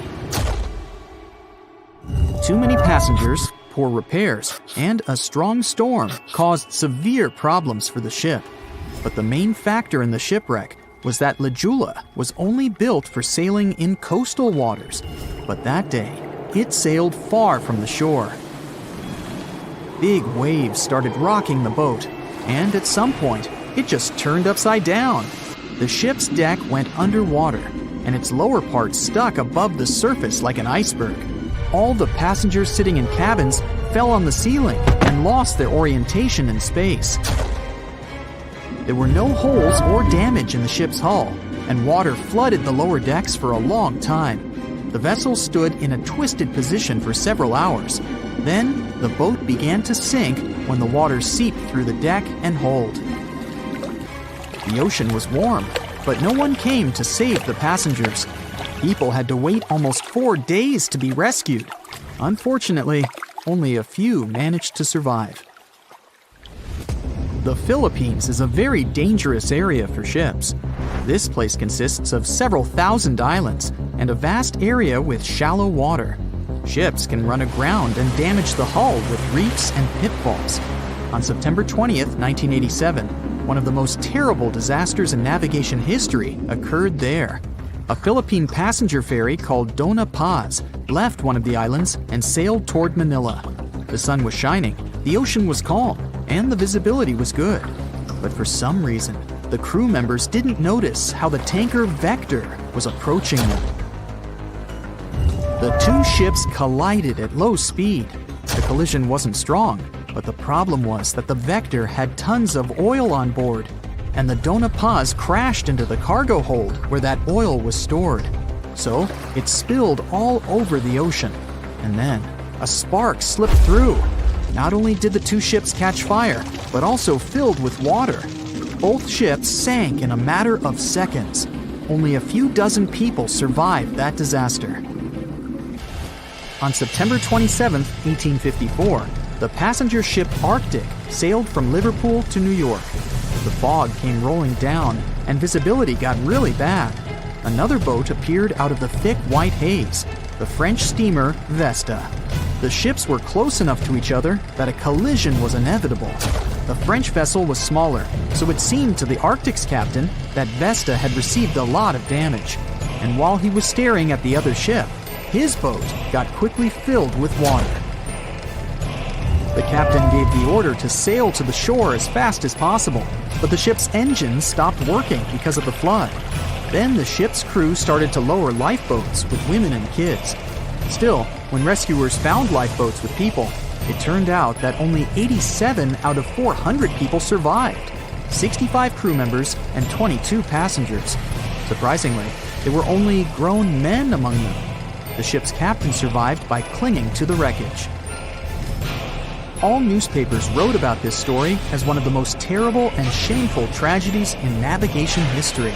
The survivors were criticized because they didn't save women and kids, and the crew members were accused of violating the law, since the safety of passengers should be higher than the safety of sailors. But despite this, none of them were brought to responsibility.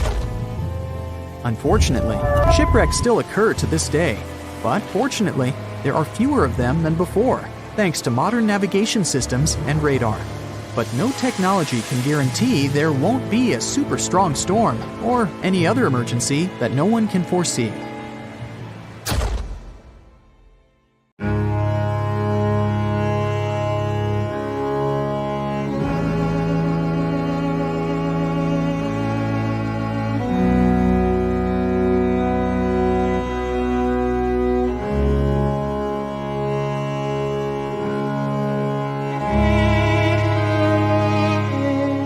We've lived together for many years.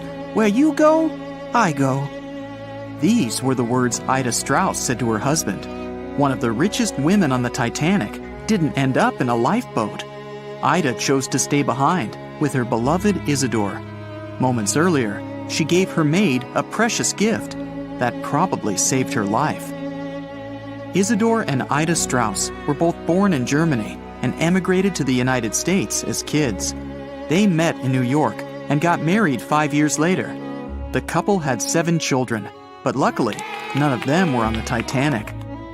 Isidore worked for his father's shop in his late teens. Then, he started a china and porcelain business with his brother that grew into the glassware department at Macy's. Eventually, the brothers took over the entire department store and became multi-millionaires. Isidore and Ida were well known in New York for their wealth, charity, and their incredible love and devotion to each other. Whenever Isidore went on a business trip around the States or to Europe, his wife would go with him. When she couldn't, they'd write long letters to each other every day. The couple visited their native Germany every now and again, too. In 1912, they escaped the bone-chilling New York winter and headed for Europe. By that time, they'd already been married for 40 years. They mostly spent time in sunny southern France and also stopped by Isidore's hometown. In early April, it was time for them to sail back home to New York. They normally traveled on one of those huge German liners they had back then. This time, though, everyone was talking about the new luxury liner, the RMS Titanic. They couldn't resist it and immediately bought up some sweet first-class tickets. On April 10th, they boarded the newest ship of the White Star Line. This was going to be great. Ida and Isidore scored one of the 39 private suites at the top of the ship. The tickets cost around $100,000 in today's money. Some of the richest people in the world were staying next to them. The Strausses spent their evenings dining in front of a live orchestra in a hall filled with fancy furniture and expensive wooden paneling. They played chess and backgammon, visited the gym, the swimming pool, even checked out the on-deck squash courts. The luxury didn't last long, though. On the night of April 14th, the ship had its run-in with the most famous iceberg in history. It felt like a slight tremor, a little rumble, that's it. Nobody realized they were in any kind of danger. Passengers even started throwing snowballs made from the chunks of ice that had fallen on the deck. The ship officers told everyone they'd be fine. Moments later, Captain Edward Smith announced it was time to put those life jackets on and get into the lifeboats. All 20 of them were stored on the upper deck. They could have had more, but the ship's designers thought it would make the deck look too messy. There was actually a lifeboat drill scheduled for that day, but instead, they had the real thing. Pretty much only first-class passengers were going to be getting on those lifeboats. The Strausses left their private suite and waited for instructions from the crew. A lot of them were still confident. They told the passengers not to lose their passes, they'd need them when everyone got back on board. That was never going to happen. The ship was going under. The crew announced that women and children would board first. The Strausses were standing next to Lifeboat 8. Mr. Strauss, who was 67 at the time, was offered a seat with his wife because of his age. He refused it, saying he was not too old to sacrifice himself for a woman. He wanted to wait and make sure no women and children were left behind. Ellen Bird, Ida's new maid, hesitated before getting on the lifeboat, but Ida told her to go. There was still room for Ida, and the other first-class women were yelling to her to join them. It took about 10 minutes to load each boat. That's how long Ida had to choose her destiny. She took off her beautiful mink coat and handed it to her shivering maid. Ida said she wouldn't be needing it anymore.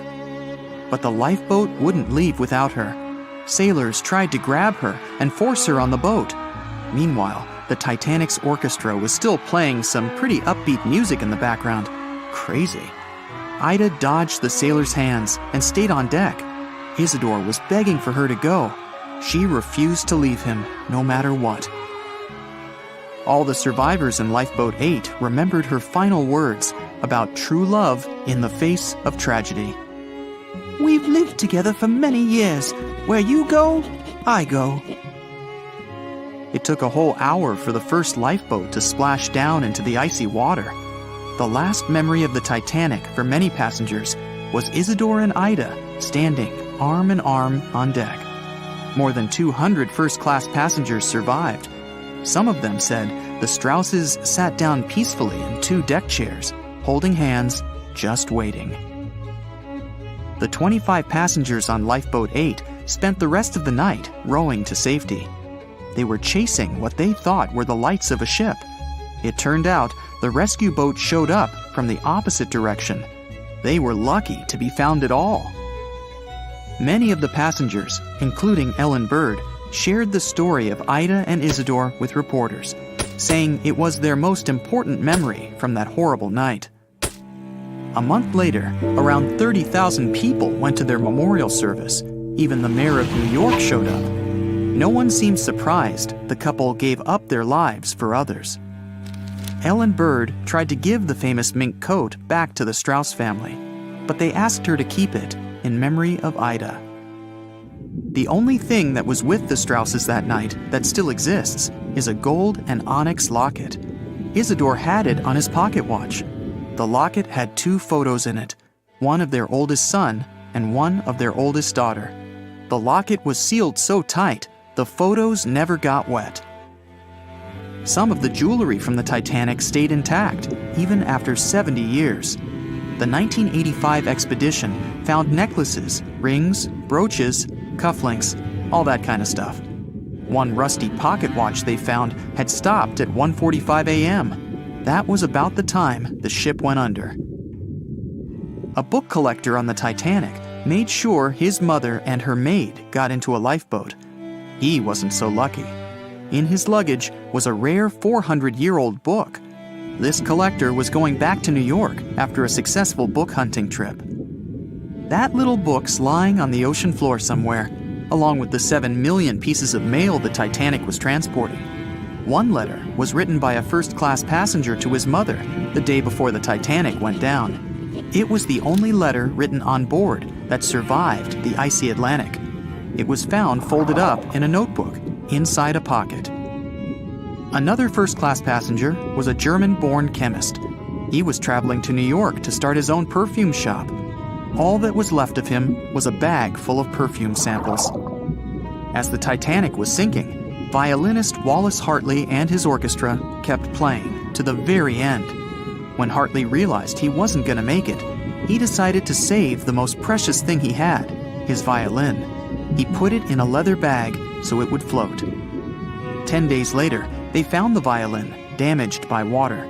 His fiancée kept it, and years later, it was sold at auction for $1.7 million. It's still one of the most important Titanic artifacts. The 5 grand pianos on board weren't so lucky. They're still down there somewhere. Divers did manage to recover one piece of sheet music, though. It was a song from a Broadway play. It was still readable, even after more than 70 years underwater. The only car on the Titanic would probably be worth millions today. The Renault CB Coupe belonged to a first-class passenger, William Carter. Obviously, it didn't survive. Carter and his family did survive that horrible night, and even submitted a $5,000 insurance claim on the car. Well, it was brand new and all. 2 legendary athletes who shook up the tennis world had the unfortunate luck of meeting on the unsinkable ship Titanic in 1912. Without realizing it, they'd reunite on the tennis court where they'd be playing against each other. Here's how it all went down, twice.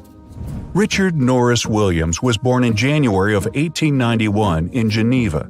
Although he was raised in Switzerland, his parents were American. In fact, he was a distant relative of Benjamin Franklin.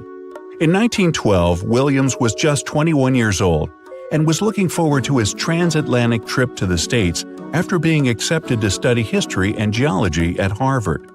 But before his student life started, he had something else planned. He loved playing tennis and was quite the athlete. So he and his father decided to travel earlier than his mother in order to take part in a few tournaments. Williams and his dad took the train from Geneva to head to Cherbourg, France, where they would board the Titanic. On the way, Williams noticed a familiar face in one of the cars. It was another well-respected tennis player by the name of Carl Bear. The two locked eyes for a moment on the train, not realizing that fate was about to align their lives in an incredible way. Bear was 26 years old at the time. He was born in 1885 in Brooklyn, New York. He had already completed his studies at Yale in law. 2 years before boarding the Titanic, he'd taken the bar exam. But you see, just like Williams, he also loved tennis a little too much. He'd already become famous in the tennis world for representing the United States in the 1907 Davis Cup final. But unfortunately, he lost in the doubles final at Wimbledon that same year. But Bear was boarding the Titanic for a more personal reason than Williams. He'd fallen in love with his sister's friend, Helen Newsom, and was planning to marry her. But it wasn't that easy. Her family wasn't in favor of their relationship at all. Helen was from Ohio, and her parents had decided to take her on a grand European trip to separate the couple. But as soon as Carl found out, he rearranged his business schedule and joined Helen. After the European adventure was over, all of them were going to return to America together on the Unsinkable ship. Bear was a first-class passenger and was given the cabin C-148, and Williams and his father were first-class passengers in the shelter deck. The tickets they bought for each suite cost 30 British pounds, and to put that into perspective, that equals $4,060 today. A few days after setting off, tragedy struck when the Titanic hit the iceberg. As the situation became clear, panic set in, and people were hastily instructed to get into the lifeboats. Carl Bear wasn't going to leave the side of his love, Miss Newsom, so he went with her and her parents to lifeboat number 5. Now, there was this priority boarding rule back then, that women and children had to go into the boats first. The last lifeboats, if there were any, would be filled with men. Bear and his companions met Bruce Ismay on the deck, who was the managing director of the White Star Line that owned the Titanic. As soon as he saw them, he advised everyone to get into a lifeboat. This way Bear, who seemed like a muscular guy, could row the boat away with the rest of the gentlemen. Unfortunately, Williams had a more difficult evening. He and his father tried to guide as many passengers as they could into the lifeboats. Since most of them weren't leveled, they had to stand on the edge and help the survivors in. As they lowered the last one into the ocean, they made their way to the captain's bridge. At one point, they stood on the deck and glanced at the small lights in the lifeboats gliding in the distance. They were trying to figure out what to do, but the ship was beginning to sink and one of the giant funnels came off, hurtling towards Williams and his father. Desperately leaping out of the way, Williams plunged into the icy cold water. The funnel hit the water nearby, pushing him out further. He eventually found himself clinging onto one of the lifeboats that had been flipped upside down. It was collapsible A. At some point, Williams managed to climb onto the boat and stand on it. He was wearing a thick fur coat and shoes that he removed as soon as he got out of the water. After being in the freezing cold water for a few hours, he and a few other passengers were finally taken into Lifeboat 14. Because they'd been submerged under the freezing water from the waist down for so long, all of the survivors from the collapsible needed medical care immediately. When the Carpathia ship arrived, Williams was taken on board. When the doctor looked at his legs, he was shocked. Williams was feeling sharp pains right below his knees, and his legs were a dark purple color. The doctor told him he'd need to have his legs amputated to save his life, but Williams refused. Coincidentally, Carl Bear was on board as well. Luckily, he was okay. He was helping the other survivors. That was when the two tennis legends finally met. Williams said that Bear had shown him great kindness. He felt more encouraged, so he began taking his first steps on the Carpathia deck. He didn't want his tennis career to be cut short, so he fought through the pain, got up every 2 hours, and walked around to get some circulation going in his legs. As time progressed, so did Williams' health condition. After they arrived in New York, he took some time off to recover completely. 6 weeks later, he was back playing tennis. When the tournaments ended, he finally entered Harvard, and his tennis career thrived. From 1914 to 1916, he became the United States singles champion in tennis. In 1920, he became Wimbledon's doubles champion alongside Mr. Garland. And in 1924, he became an Olympic gold medalist in mixed doubles, managing to achieve it even with a sprained ankle. He had become so well known throughout the years, the media started writing articles about his athletic achievements all over the world. The first time Bear and Williams would face each other in a match was in 1912, not long after their shared tragedy on the sinking ship. Bear was the champion of that game, and it was Williams' first defeat in America. After that match, he kept training, and 2 years later at the rematch, Williams would turn things around to become the champion. After he defeated Bear in the quarterfinals, Williams went on to take his title for the first time ever. He became one of the best tennis players of his time, winning the Davis Cup 5 times, the Wimbledon doubles, and the U.S. Nationals twice. Both of these legends were given a place in the International Tennis Hall of Fame. While tennis was a huge part of both men's lives, it wasn't the only success they found. After their sports careers were over, they both became remarkable financiers. Bear gave up on his career as a lawyer and became interested in banking. At one point, he became the director of an interchemical company. Interestingly, Williams also followed a similar path. He became an investment banker and was the president of the Historical Society of Pennsylvania. Many years after the incident, 2 books came out sharing the two men's stories on the Titanic. Nobody knew about their encounters or their friendship. The similarities between them were uncanny. It's what you'd call 2 peas in a pod. Neither of them cared much about their achievements in the tennis field. They just enjoyed playing. But they also never talked about the time they spent on the Titanic. When the Titanic began its fateful voyage, it weighed about 52,000 tons. Now, how did they even get it into the water in the first place? Step 1. Find tons of soap and natural fat. Step 2. dump it all over the ramp in front of the Titanic like a monster slip and slide. They even put grease all over the outside of the ship to make sure it didn't get scratched, dented, or even rip open. Just like that, the Titanic plopped softly into the water and the workers and owners breathed a sigh of relief. At least that part went well. When they built the Aswan Dam in Egypt, they needed to clear out a huge area for the new artificial lake. Almost 100,000 people had to move out of their homes. That was the easy part. Engineers now had to try to move 2 huge ancient Egyptian temples, or they'd be lost underwater forever. The answer? Thousands of engineers and builders. The temples were built into a mountain, so first they had to detach it using bulldozers and jackhammers. Then they had to take it all apart like a humongous Lego project. Statues, roofs, walls, sculptures, pretty sweet Lego set. Then they cut the temples into bite-sized bits, over 1,000 of them. Each one weighed the same as 3 elephants. So where did they put it all back together? On the same mountain, just 200 feet higher. It took 5 years and about $300 million in today's money. I think even the pharaohs would have been impressed. Now, say you're thirsty, so you grab a glass of water. But where does that water come from? In Saudi Arabia, it comes from salt water. You just need to get the salt out, no biggie. That calls for an evaporator. Saudi Arabia's machine brings fresh water to 300,000 people. Not bad for so much desert. The evaporator weighs 5,000 tons, and it's pretty big, like 10 basketball courts big. They hired a special ship to bring it from Vietnam to Saudi Arabia, but even that was too small. After making the ship a little bigger and making a successful cross-continent journey, the evaporator finally touched down in the Middle East.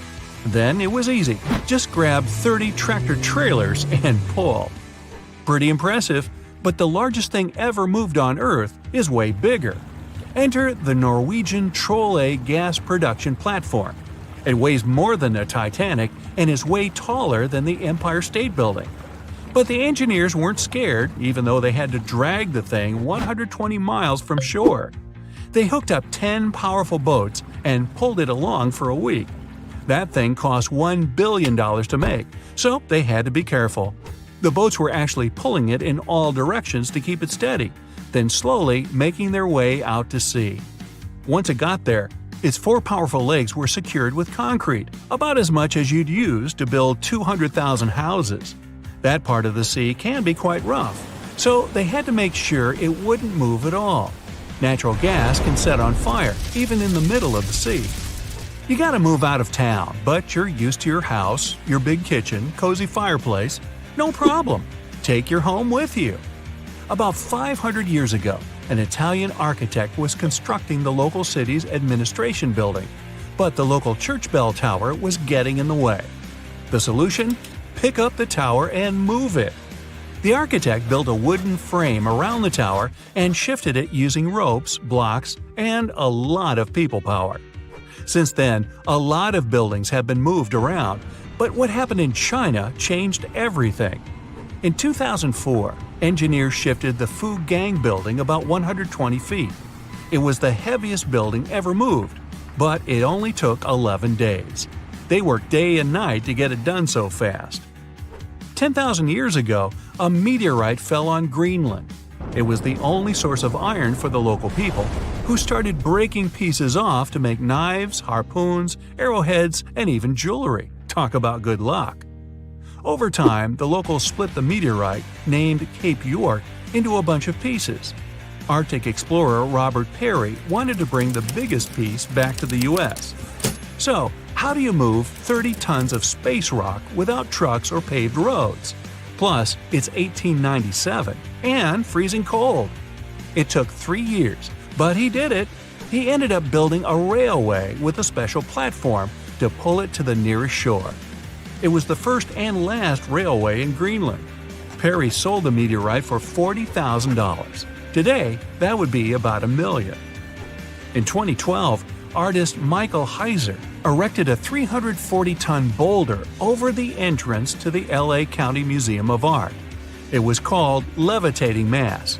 Installing it was easy. getting it there, not so much. They had to use a 290-foot trailer and 6 different trucks. They only drove at night 100 miles through 22 cities. The most insane part, it ended up costing $10 million. The Swedish ship Vasa, built about 400 years ago, was almost a celebrity. People were amazed by its size, beautiful decoration, and gold sculptures. First time out to sea, it sank. Why? A gust of wind. Oops. Anyway, about 80 years ago, they decided to pull it out. One plan was to fill it with ping pong balls and freeze it in a block of ice. But instead, they just tied some ropes around it and used 18 lifts to drag it along the seabed to a shallow area. From there, it was pretty easy to lift it out. It was mostly made of wood, not much metal.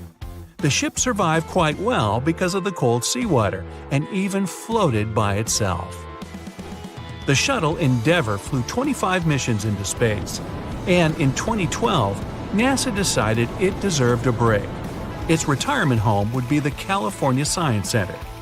The massive shuttle was loaded onto trailers and driven through LA at the amazing speed of 2 miles per hour.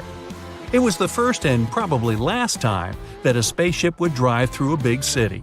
They had to clear a pretty big path and ended up chopping down a lot of pesky things like lampposts, traffic lights, power lines, even over 400 trees.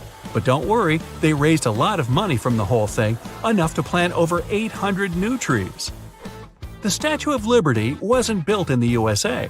It was built in France. After 9 years of hard work and a serious amount of copper and iron, she was ready to be given to the United States as a token of friendship. Sending it by mail would take way too much bubble wrap, so they decided to ship it instead. The statue was cut into 350 pieces, loaded into crates, and shipped over to New York. It took them 4 months to assemble all the pieces back together. Talk about Humpty Dumpty. Meet Bagger 288, a self-propelled excavator and the largest land transport on the planet. This beast can shift thousands of cars worth of dirt a day. It finished work in one quarry and had to move on to another. Taking it apart, shipping it, and putting it back together would have been ridiculous. So it just drove over there. It took 3 weeks and only moved at half a mile per hour. To stop it from wrecking everything it drove over, engineers walked ahead, planting grass and covering roads with gravel and dirt. Now, you're walking down the street in France, see a couple of cafes, maybe a nice bakery, and the world's largest gas turbine, named Harriet. Harriet's job? Keep the lights on in over 700,000 French homes.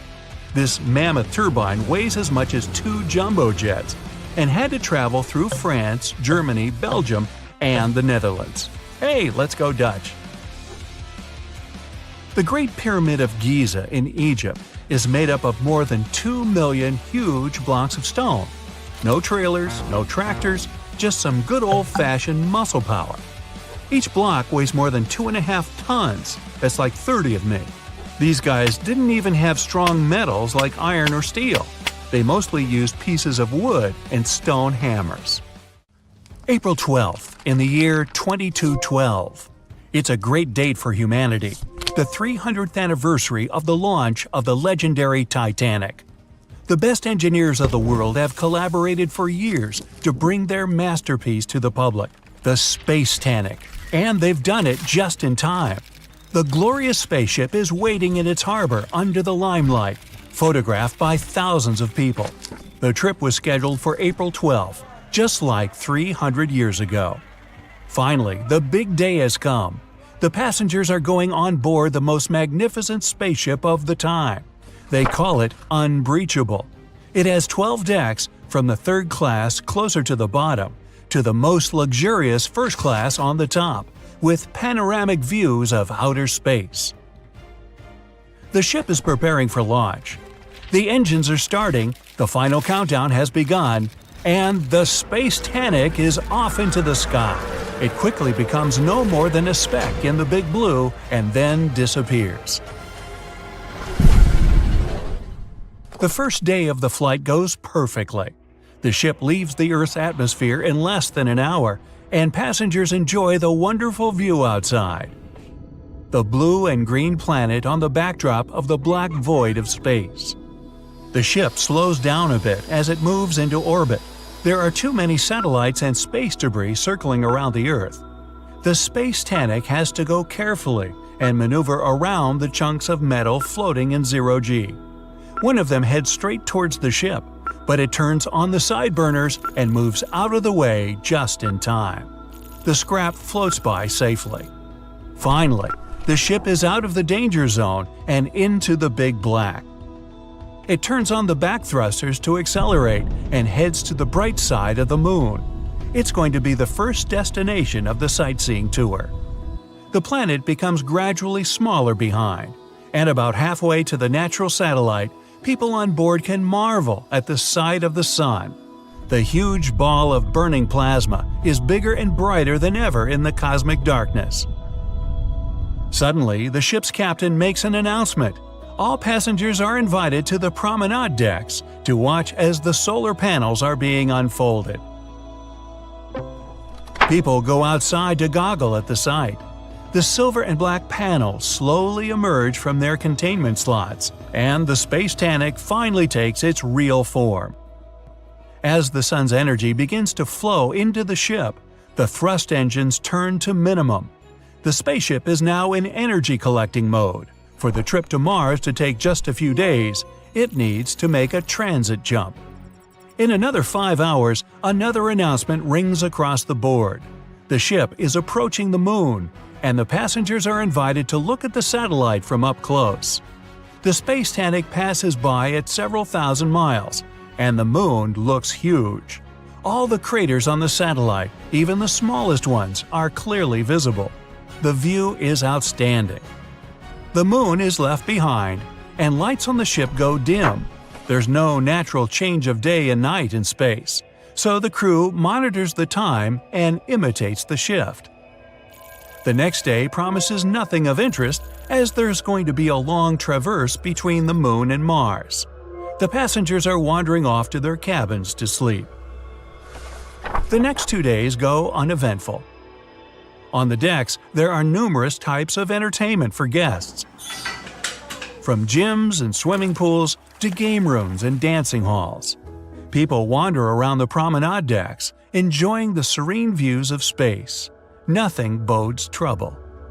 On the 4th day, the captain finally announces that the Space Titanic is preparing for the transit jump in 30 minutes. When the time comes, the passengers only feel a slight tug as the huge vessel leaps through space-time, entering the vicinity of Mars. Many passengers go outside to look at the red planet, which is already visible in the dark abyss. The tour is entering its final stage, but the landing is only planned for late night. At 11 p.m., when most passengers were already in their beds, the Space Titanic begins the final maneuvers. It has to make a little roundabout trip over Mars because the port is on the other side of the planet. The flight is nearing its end, only a couple of hours left before landing. The ship is in the orbit on the far side of Mars. Everything's quiet. Too quiet. All of a sudden, an enormous boom thrashes the whole Space Titanic, throwing sleeping people out of their beds. Blinking emergency lights turn on. Everyone's confused, but no announcement comes from the captain. And only those who have been on the starboard side promenade deck notice the horrible detail. The right front wing has been torn off and is zooming past them towards the stern. Pressing their faces to the glass, straining to look at the hull, they see a huge gash near the nose of the ship. The Space Titanic shudders again, and chunks of metal fly out of the gaping hole. The ship rapidly loses pressurization. Meanwhile, the broken-off wing hit the stern and left another gash in it. Mechanisms in the engine compartment start to fall apart and are dragged into space. The ship groans and comes to a halt, suspended thousands of miles above Mars. At last, the captain announces through the intercom that the Space Titanic has unexpectedly collided with a rogue asteroid. All passengers are asked to proceed to their respective decks for evacuation. Within an hour, all rescue capsules are occupied and ready to be deployed.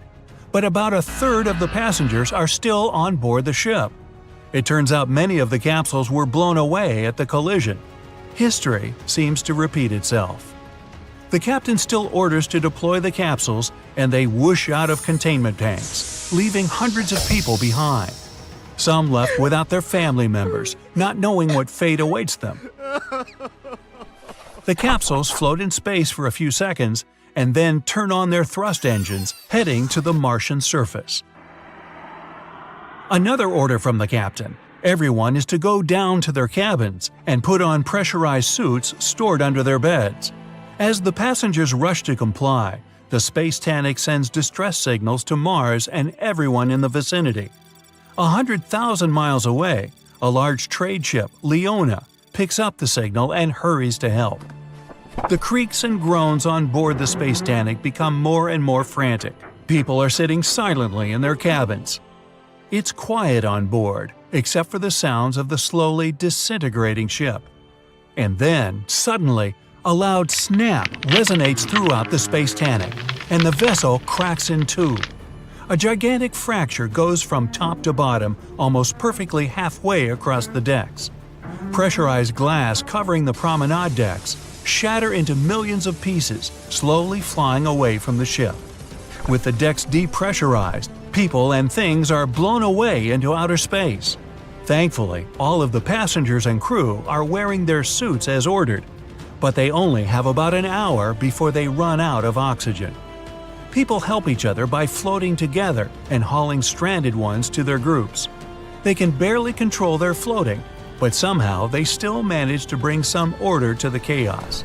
Huddled together in orbit above the ominously red planet, they watch as the mighty Space Titanic turns into a heaping pile of space debris. 45 minutes have passed.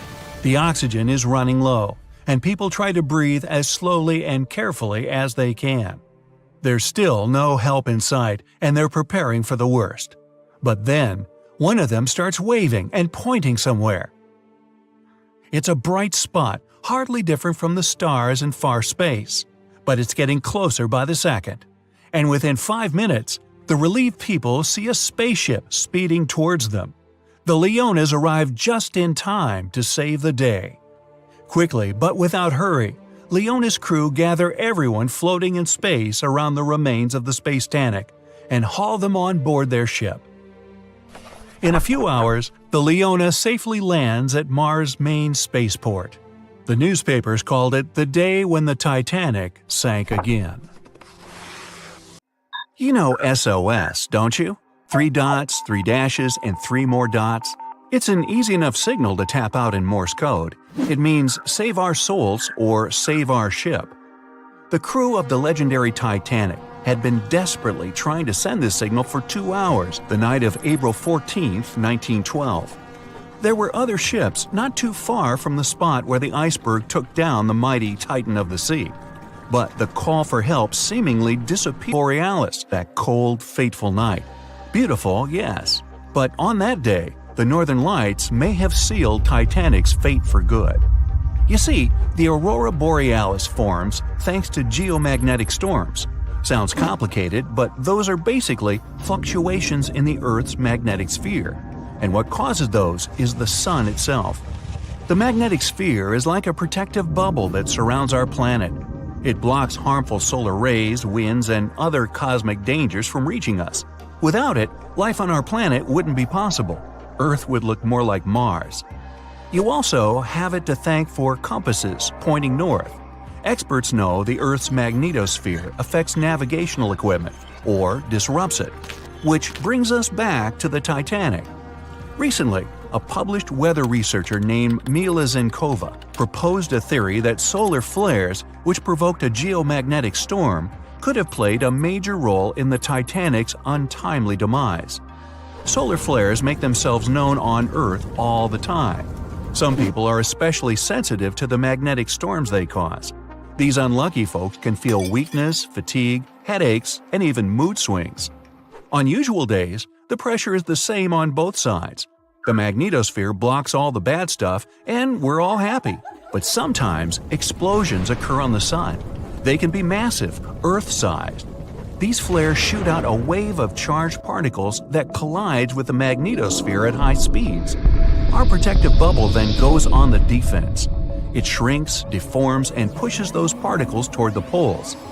Enter those brilliant lights dancing above the Titanic that night. In the north, we know it as Aurora Borealis. In the south, Aurora Australis, or the Southern Lights. When the magnetosphere pushes those solar and cosmic particles toward the poles, they collide with molecules of different gases. That's why you get the range of colors. For example, oxygen can be green or red depending on the distance, and nitrogen is blue or purple. What multiple people saw that night was exactly this phenomenon, including the second officer from the rescue ship Carpathia. He wrote it down in the logbook before getting the distress call from the Titanic. But I'm getting ahead of myself. Auroras are a visible sign of a geomagnetic storm. Now, about navigational equipment. This applies to satellite and radio frequency devices. Remember, they didn't have iPhones back in the Titanic days, so the average person couldn't notice their gadgets going haywire. But navigational devices and wireless telegraph did exist and were actively used. Rewind back to the Middle Ages, when sailors noticed that, on some days, compasses wigged out. The arrows spun in all directions, and people back then had no idea why. It wasn't until the 18th century when French scientists found out that such problematic days occur at the same time as black spots appearing on the sun. Solar flares, the mystery was solved. Now, the Titanic had the most advanced, well-known radio equipment at that time. They tested it thoroughly to make sure it worked for distances up to 2,000 miles away. Titanics passed them all. On April 10, 1912, the massive liner left Southampton and set off for New York. The very next day, the crew started getting the first reports of drifting icebergs and ice fields. They put dots on the map to mark the coordinates and let out a sigh of relief. All the troublesome spots were north of the Titanic's planned route. But after a couple of days, the warnings were moving farther and farther south, encroaching on the majestic ship. On April 14th, Captain Edward Smith decided to change course to the south in hopes of bypassing the ice. This ended up being a huge mistake. Enter the magnetic storm.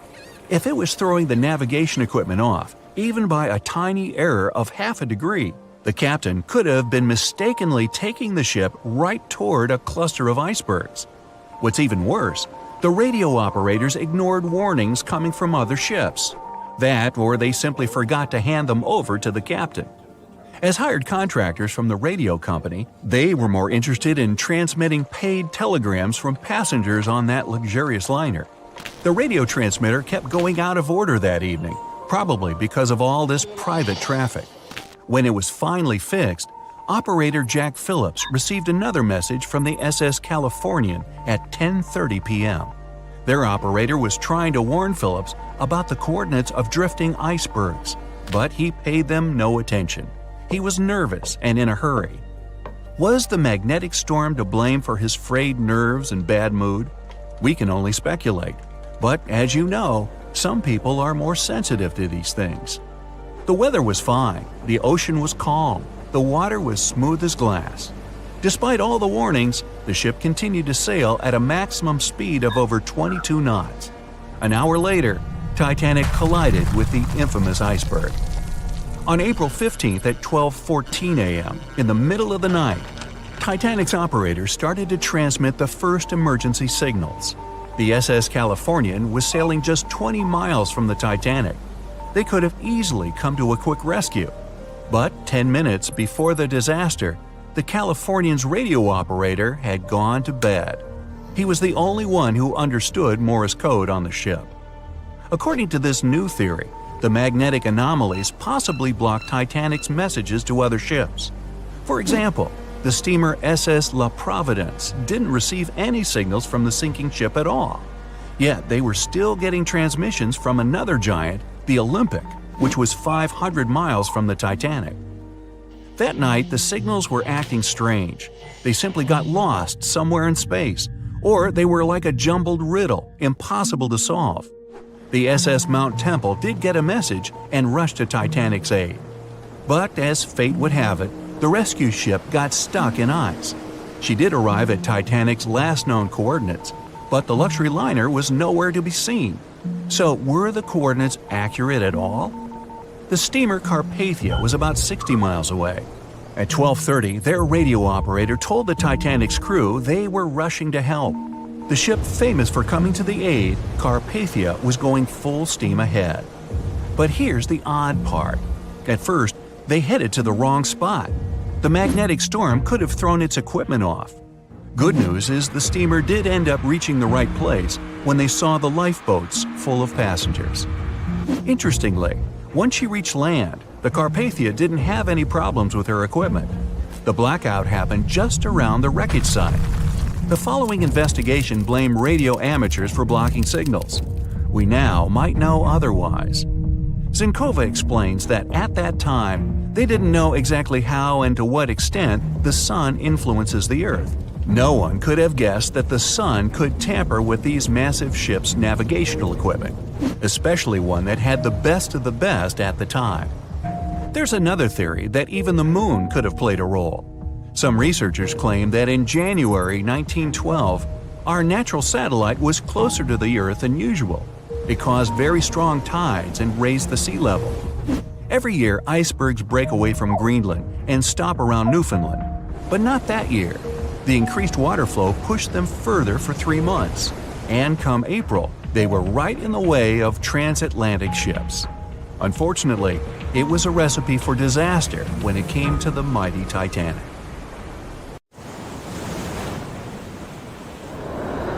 The Kraken is a colossal squid, a legendary sea monster, the biggest hunk of calamari you ever saw. And if this monster had existed, the world would have changed beyond recognition. The Kraken has powerful tentacles, solid muscles with suckers at the end. They're just impossible to escape. The Kraken can break a ship in half or just pull it down into the depths. But the worst thing about the Kraken is its size. According to old sailor stories, the Kraken reached 5,000 feet in length. That's almost 10 soccer fields. Hey, maybe the Kraken could play soccer. The Kraken legend said the monster was so giant that sailors mistook it for a small island. In past centuries, it would have been impossible to defeat such a beast. If the Kraken existed in reality, it might have had offspring. Yeah, in all the world's oceans, there would be giant monsters that could sink any ship. It's unlikely that the Kraken would have competitors in its habitat, so its population would grow strongly. Since the Kraken is enormous, it would need lots of food, so the population of other large sea animals would fall significantly. Blue whales, great white sharks, other giant squids, all the big sea creatures would be endangered. Many people are starving because of the reduction of large fish in the ocean. Urban economies that rely on fishing will be in decline. Prices for small fish around the world are getting more expensive because it's unsafe to fish. To defeat the Kraken, you need powerful weapons, but the monster is tough to catch. The Kraken belongs to the cephalopod genus. This species includes squid and octopus, some of the most intelligent creatures on the planet. The Kraken is a skilled hunter and will never fight in the open. So, what can you do? You can't track the Kraken because it approaches from the depths, not the surface. Though you may be able to tell that the monster is somewhere nearby if a lot of fish surface. When the Kraken swims, it scares all the fish in the vicinity. But it might already be too late. A huge tentacle emerges from the water, resembling a high tower. This tower falls on the deck of the ship, shattering it. The sailors scream and run. The Kraken lands a second blow, and the vessel is almost capsized. Next, the Kraken wraps its giant tentacles around the ship and pulls it to the bottom. Oh boy! What if the sailors managed to detach the ship from the tentacles of this monster? With the help of powerful weapons, the ship's crew strikes back. The Kraken retreats under the water. It's hurt, angry. It seems the battle is over, but here comes the worst. A whirlpool forms beside the ship. Thanks to its considerable weight, when the Kraken dives, it creates a whirlpool behind it. Like a drain in a giant bathtub, this whirlpool sucks the ship down. The battle with the Kraken is lost. Well, that was unfortunate. You might be able to defeat the monster if you can anticipate its attack in advance. But the Kraken can see you and your ship before you can see it. Colossal squids live in deep waters, and they have the largest eyes among all animals. The squid's eye is the size of a dinner plate. Thanks to this, they can see their prey from far away. Similarly, a kraken would spot the ship much sooner than sonar could pick up the kraken. It would always have the drop on you. Well, that's not good. Around the world, cargo transportation by ship is declining. Airlines provide the only safe connection between the continents. This will increase air pollution. The most successful enemy of the kraken is submarines. They travel at great depths and are equipped with powerful echolocators to help detect the kraken in advance. Subs are well armed too, and the round metal body is not so easy to destroy. A single kraken may be defeated by a submarine, but what if there are several sea monsters? 3 kraken can wrap their tentacles around the submarine and drag it deeper into the water where the pressure will destroy their enemy. In other words, they'll have a crush on you.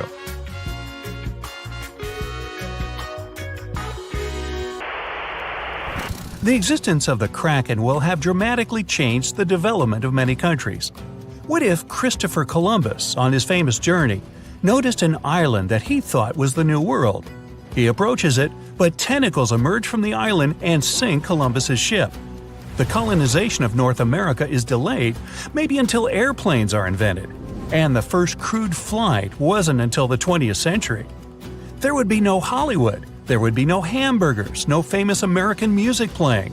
There wouldn't be YouTube, which means you wouldn't be watching this video right now. Worst of all, the internet wouldn't exist either. And all this because of one stupid monster squid. The Vikings wouldn't sail on their long ships to raid and settle foreign territories. The history of Norway, Sweden, Finland, and other Nordic countries would have changed drastically. Hey, maybe the Titanic wouldn't have hit an iceberg, but a giant sea monster instead. Though it's unlikely that people would take trips on huge ocean liners in a world where the Kraken exists. Maybe though, the Kraken isn't all that aggressive. Still, they need a lot of food, and because of the growing population of these monsters, there will be much less food in the ocean. Therefore, the Kraken will increasingly come to the surface for hunting. In the future, the Kraken will migrate closer to the shore. In many countries, people then are not allowed to swim in the ocean. Imagine floating on the waves and a monster the size of a skyscraper is swimming right below you. Relaxing at sea and on the beach will no longer be popular. Many countries that live off tourism become impoverished. When the krakens grow hungrier, they try to capture prey from land. A huge squid could attack small port cities. Houses, docks, streets, everything can be crushed. A tremendous amount of plastic is thrown into the ocean near the coasts of large countries. Billions of tons of plastic will bother the kraken. An angry, hungry monster can attack bridges like the Golden Gate Bridge. Imagine that a huge squid surrounds the bridge and blocks all traffic.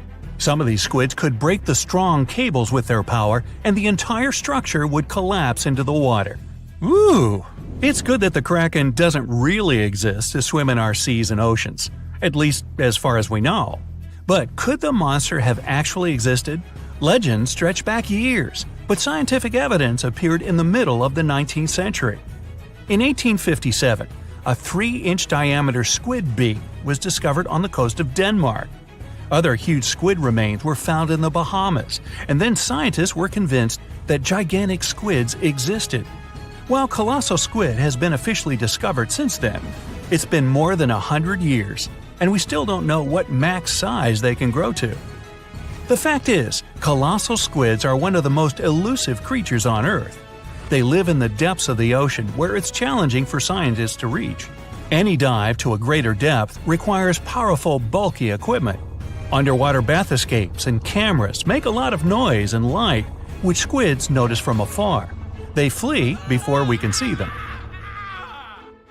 The legend of the kraken probably appeared because of a real colossal squid. People in the past didn't know about these creatures' existence, so when they saw one for the first time, they described it as a massive, terrible monster. It's difficult to say if these huge squids were the size of a small island, because the truth is, we've only studied about 5% of the ocean. It may be that in its depths, monsters much more terrible than the Kraken swim. Like my nephew, Peter. It was just a couple of hours before midnight. Some of the 2,200 passengers of a large, luxurious ocean liner were still partying in the beautiful first-class lounges. The rest were asleep in their beds, some of them in spacious cabins filled with paintings and decorated with ornate carvings, others in tiny rooms below sea level. All of these people had only one thing in common. On that chilly April night, all of them were heading from Southampton in England to New York City. The ship was called the Titanic, and at that time, it was considered unsinkable. At the very beginning of the journey, the liner nearly collided with the steamship New York. Luckily, the Titanic managed to pass by the other vessel with several feet to spare. A common sigh of relief escaped the passengers crowding the liner's decks.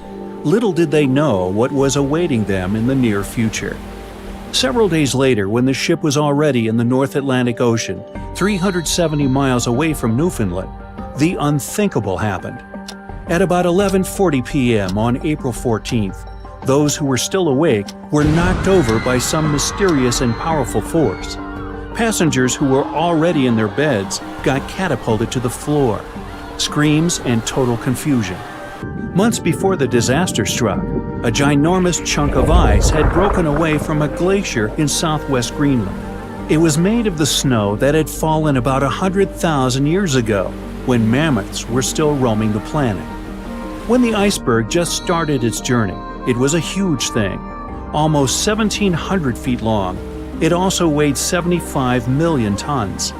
But then it floated much further to the south than normal, right into the area the Titanic had to cross on its way to North America. Even after melting into the water for months, the iceberg still weighed an impressive 1.5 million tons. Its top part was towering over the water for almost 100 feet.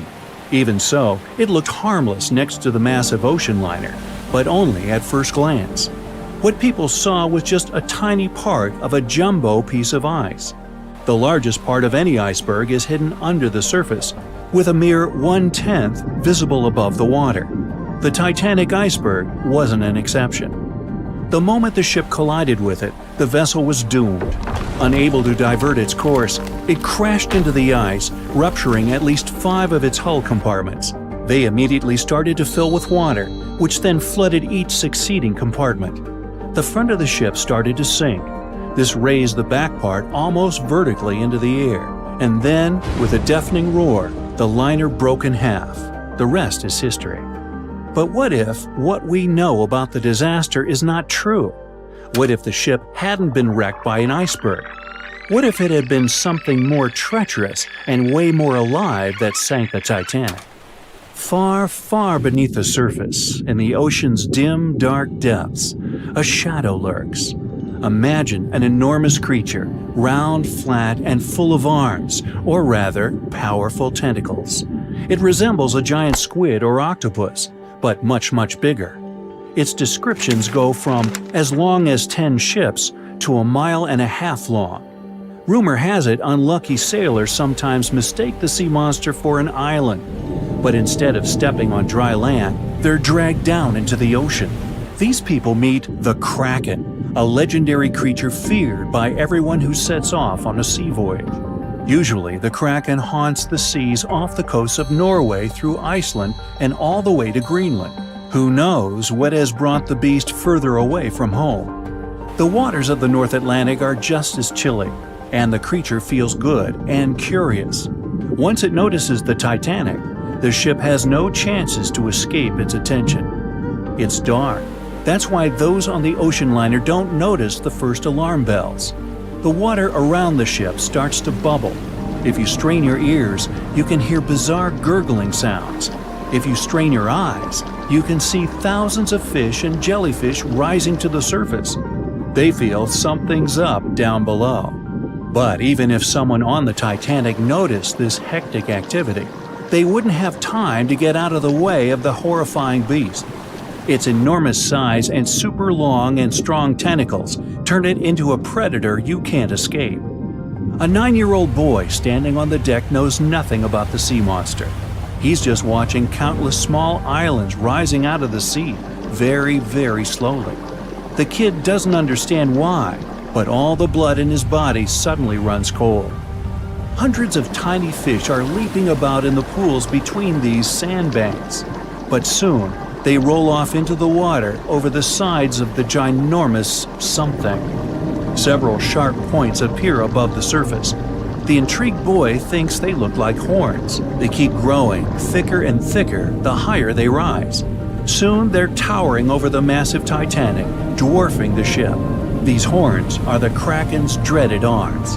The boy is paralyzed by fear, but then he spots the monster's eye. It's as big as an elephant. It makes the kid come to his senses and dash away, screaming like there's no tomorrow. The boy's shouting attracts people. They gather along the ship's side, trying to spot what scared the child so much. And then they see.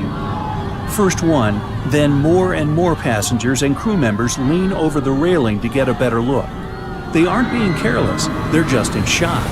Indeed, it's hard to believe your eyes when they tell you a dreaded beast is about to attack the ship you're on. Plus, it's dark, and no one can see clearly what that huge shadow is.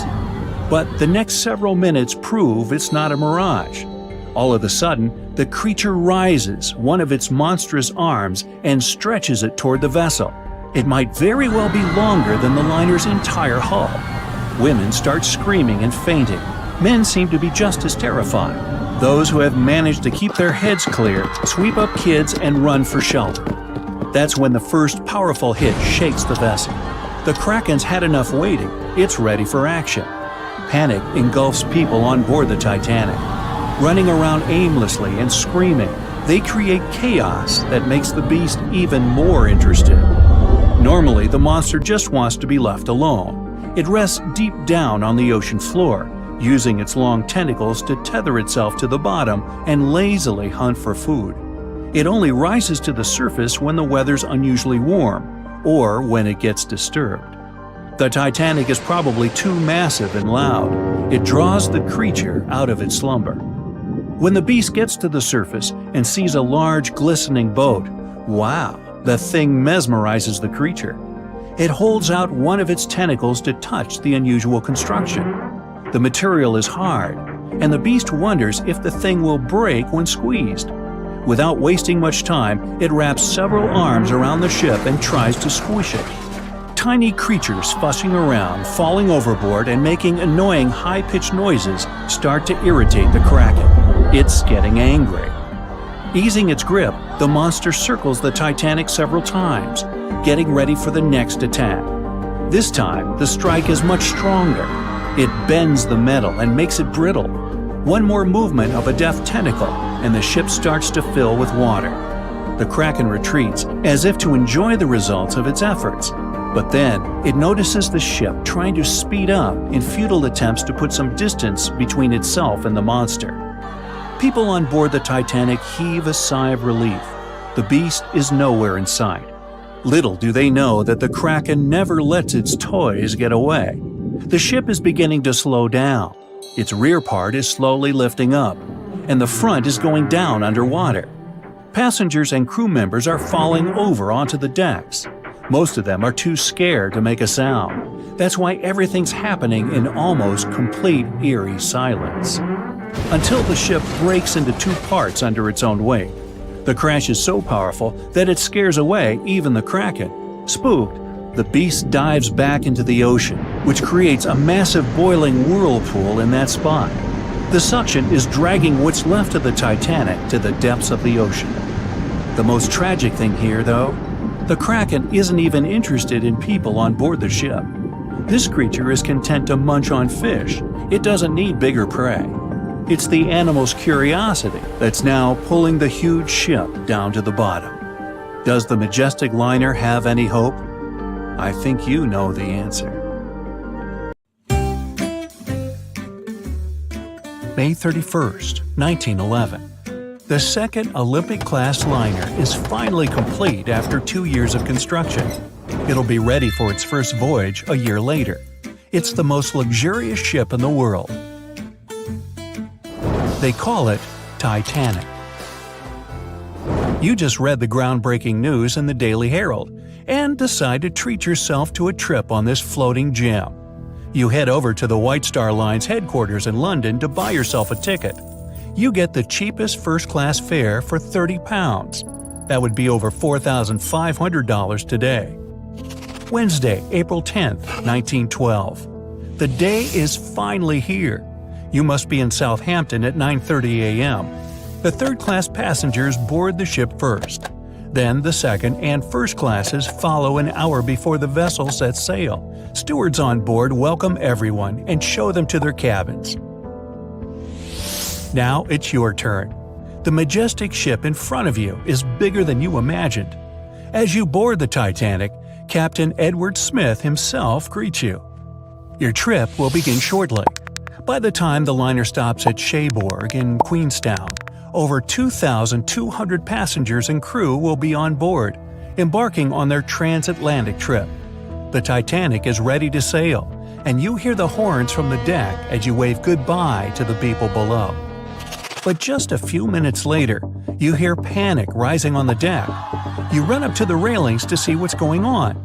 It's another ship coming too close. The side of it says SS City of New York. Titanic has barely left the dock, but it looks like there's about to be a collision. The captain manages to steer clear of the other ship within just a few feet. Phew, that was close.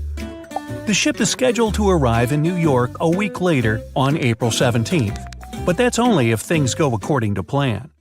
The weather is clear until Sunday the 14th. As the vessel crosses a cold front, it encounters huge waves and strong winds. That night is quiet but cold. The Titanic starts getting warnings from other ships about drifting blocks of ice in the Grand Banks of Newfoundland. But this time, the great ship doesn't continue to travel at full speed. Instead, the captain slows her down. He wants to make sure the lookouts will have plenty of time to spot any icebergs along the way, even if it means arriving in New York behind schedule. It's 11:40 in the evening. Lookout Frederick Fleet spots a colossal iceberg right ahead. He immediately alerts the bridge. The first officer tells the steersman to go around the iceberg, and the rest of the crew members must stop the engines right away. Everyone on board is working together to avoid the obstacle. But in this story, the steersman doesn't panic. He immediately turns the wheel the right direction away from the iceberg. Many passengers have already been awoken by the commotion and jostling. Some go on the deck in their nightgowns and pajamas to see what's going on. A few peek over the right side of the ship to get a closer look. You and everyone else watch anxiously with white-knuckle grips on the railing. The stress and cold make you shiver. You can't help but wonder if the Titanic will collide with the iceberg. It's getting closer and closer. Onlookers hold their breath. It's so quiet you could hear a pin drop. And then, within a mere inch, the ship slowly sails by the ice monster. There was no contact, no gap ripped in the hull hundreds of feet long that would allow water to flood into the lower compartments. Everyone starts clapping and hugging each other. After doing all the necessary checks, the captain officially announces that everything is all right. He invites the passengers on the deck to come inside for a hot cup of tea before they go back to their cabins. You follow the group and see the captain leaving to go report the incident. He also alerts other ships in the North Atlantic to slow down and be on the lookout. Amongst those ships is the Carpathia. Nope, she continues on her course. No need to come to Titanic's rescue tonight. RMS Titanic finally reaches its destination on April 17, 1912. It's 8 hours late, but it's safe. Thousands of people come to the New York docks to admire the most luxurious ship in the world. It had a successful first voyage. Before getting off the ship, some passengers exchange addresses to write letters to each other. Like tennis players Richard Norris and Carl Baer. Both were on board the Titanic, but this time, Norris didn't spend hours in the cold water of the North Atlantic trying to help other passengers, almost losing his legs to hypothermia. And Baer was never on a lifeboat with his girlfriend, where he asked her to marry him. No, this time, he did it with friends and family around, and they all celebrated the engagement. The two tennis players end up playing their first match together later in 1912. Norris became one of the best players of his generation and won the Davis Cup 5 times. Margaret Brown was going back to the U.S. to see her sick grandchild.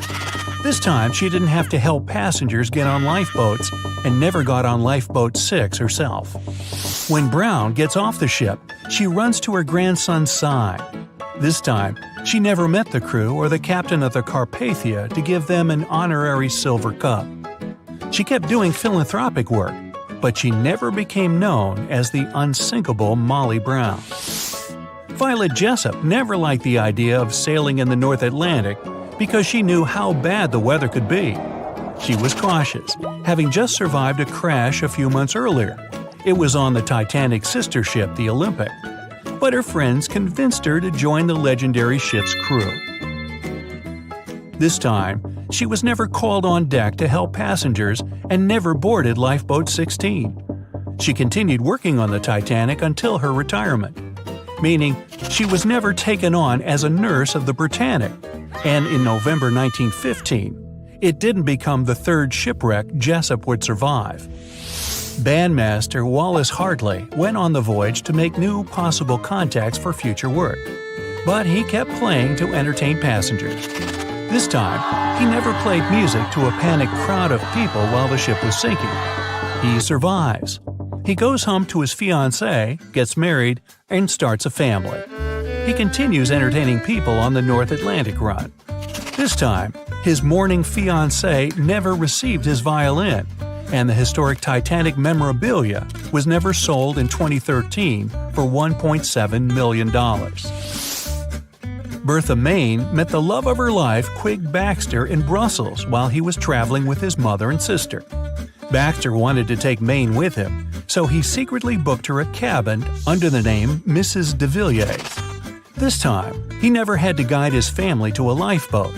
His family met his girlfriend when they got off the ship, not on Lifeboat 6. This time, Baxter survived. He returned to Canada with his girlfriend, and she never went back to Europe alone.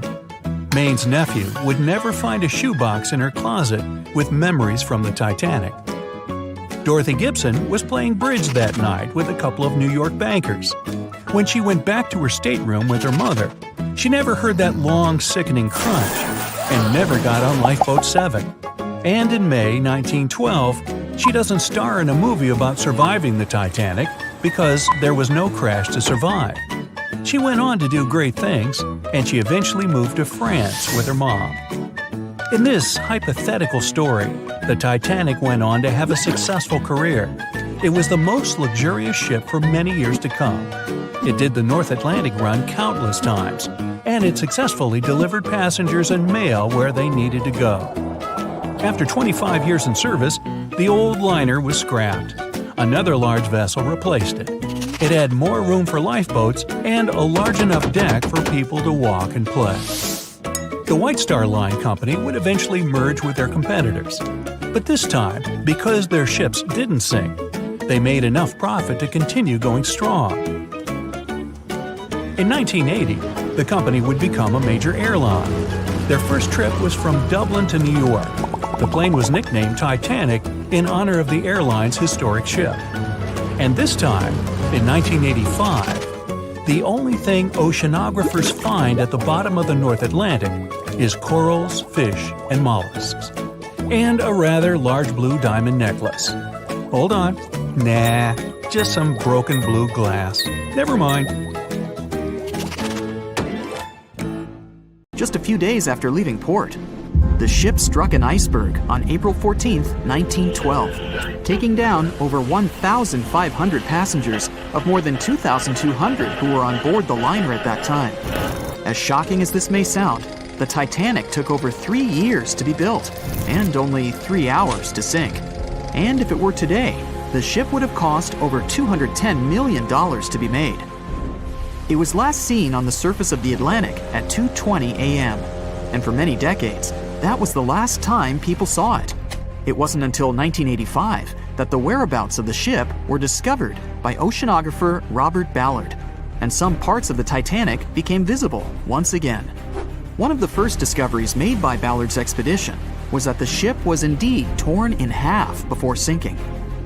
The early exploratory missions to the part of the ocean floor where the Titanic now lies could only see the hull and the deck of the ship.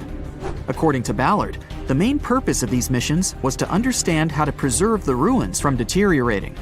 Another goal was to recover the huge number of personal items scattered along the seabed. The explorer later said the view down there was as shocking as it was emotional. In the field of debris around the wreck, the oceanographer discovered plenty of small objects and personal belongings, many of which he brought back to the surface. There were shoes, some fancier than others. There were pieces of clothing that belonged to crew members. And there were huge propellers. If on the surface they gleamed and shined, on the ocean floor they were embedded and devoured by sand. Ballard pointed out that the area where kitchenware was scattered measured more than a mile in length. There were enough plates, pots, and pans to fill up an entire industrial kitchen. For the first time ever, 3D animation footage reveals exciting images. The simulations show the Titanic's evolution from when she first set sail in 1912 until the state of her ruins today.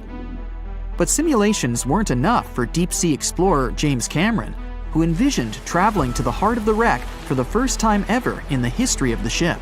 Yep, the same James Cameron who happens to be the director of a very famous movie about the ship. He has now dived 33 times to visit the wreck of the Titanic. Here's some fun trivia for you. The director says that his true passion has always been the ocean, and that ever since he was a kid, he wanted to study the sea. Directing, let's say, just happened to be his day job. And when the possibility of directing Titanic appeared, he said yes, just so that he could go and check out the ruins of the ship in real life. Now back to the wreck. According to James Cameron, it wasn't enough for researchers to access only the exterior of the ship.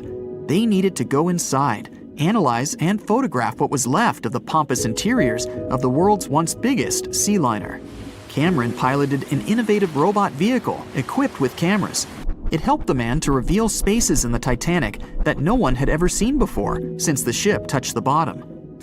Turkish baths, for instance, still had their tiled walls standing up almost in all their entirety. These baths were exclusively for first-class passengers. They were located right next to the swimming bath and the third-class dining room, and were designed in the Moorish style. People resting there could get heating blankets and ask waiters to bring them anything they needed. If the pictures from before the disaster were astonishing, they carry a different kind of wow factor now, when everything you see in them is hidden underneath the surface of the water. Another shocking discovery was the ship's mast. If we look at the Titanic in its pre-sinking glory, the mast calls much of one's attention. Located on the bow of the huge ship, the mast held together the transmission cables for the Marconi system, a system of wireless telegraphy. That's also where the British merchant flag the Titanic flew was located. The mast stood at the height of a bit more than 100 feet and was equipped with a crow's nest. Nowadays, the mast is unrecognizable. Attacked by corrosion, it collapsed. The crow's nest broke apart too. Now we can see why the modern-day Titanic is a real treasure for deep-sea explorers. But as the wreck of the ship lies at an approximate depth of 12,500 feet, sunlight is non-existent there. So, piloted missions depend on high-end technological equipment to survey the area. Why do you think the Titanic went missing from the public eye for over 70 years? Well, because at that time, technology wasn't advanced enough for people to go down there, as well as bring back good footage of the wreck. Filmmakers were the ones who drove this technology to its advance by trying to film underwater. They began by building boxes to put their cameras inside. And now, deep-sea photography is highly advanced and allows us to marvel at the awesomeness of underwater life. Of course, taking pictures under the sea is no easy feat. For one thing, to withstand that crazy underwater pressure, submarines need to be really strong and have thick walls, no thinner than 11 inches. Plus, explorers need to understand how to film and photograph when there's almost no light around. There was another thing that made documenting the Titanic even more difficult. When the wreck of the ship was rediscovered by scientists, it was covered with red-colored rusty bacteria that made it even harder to take good pictures.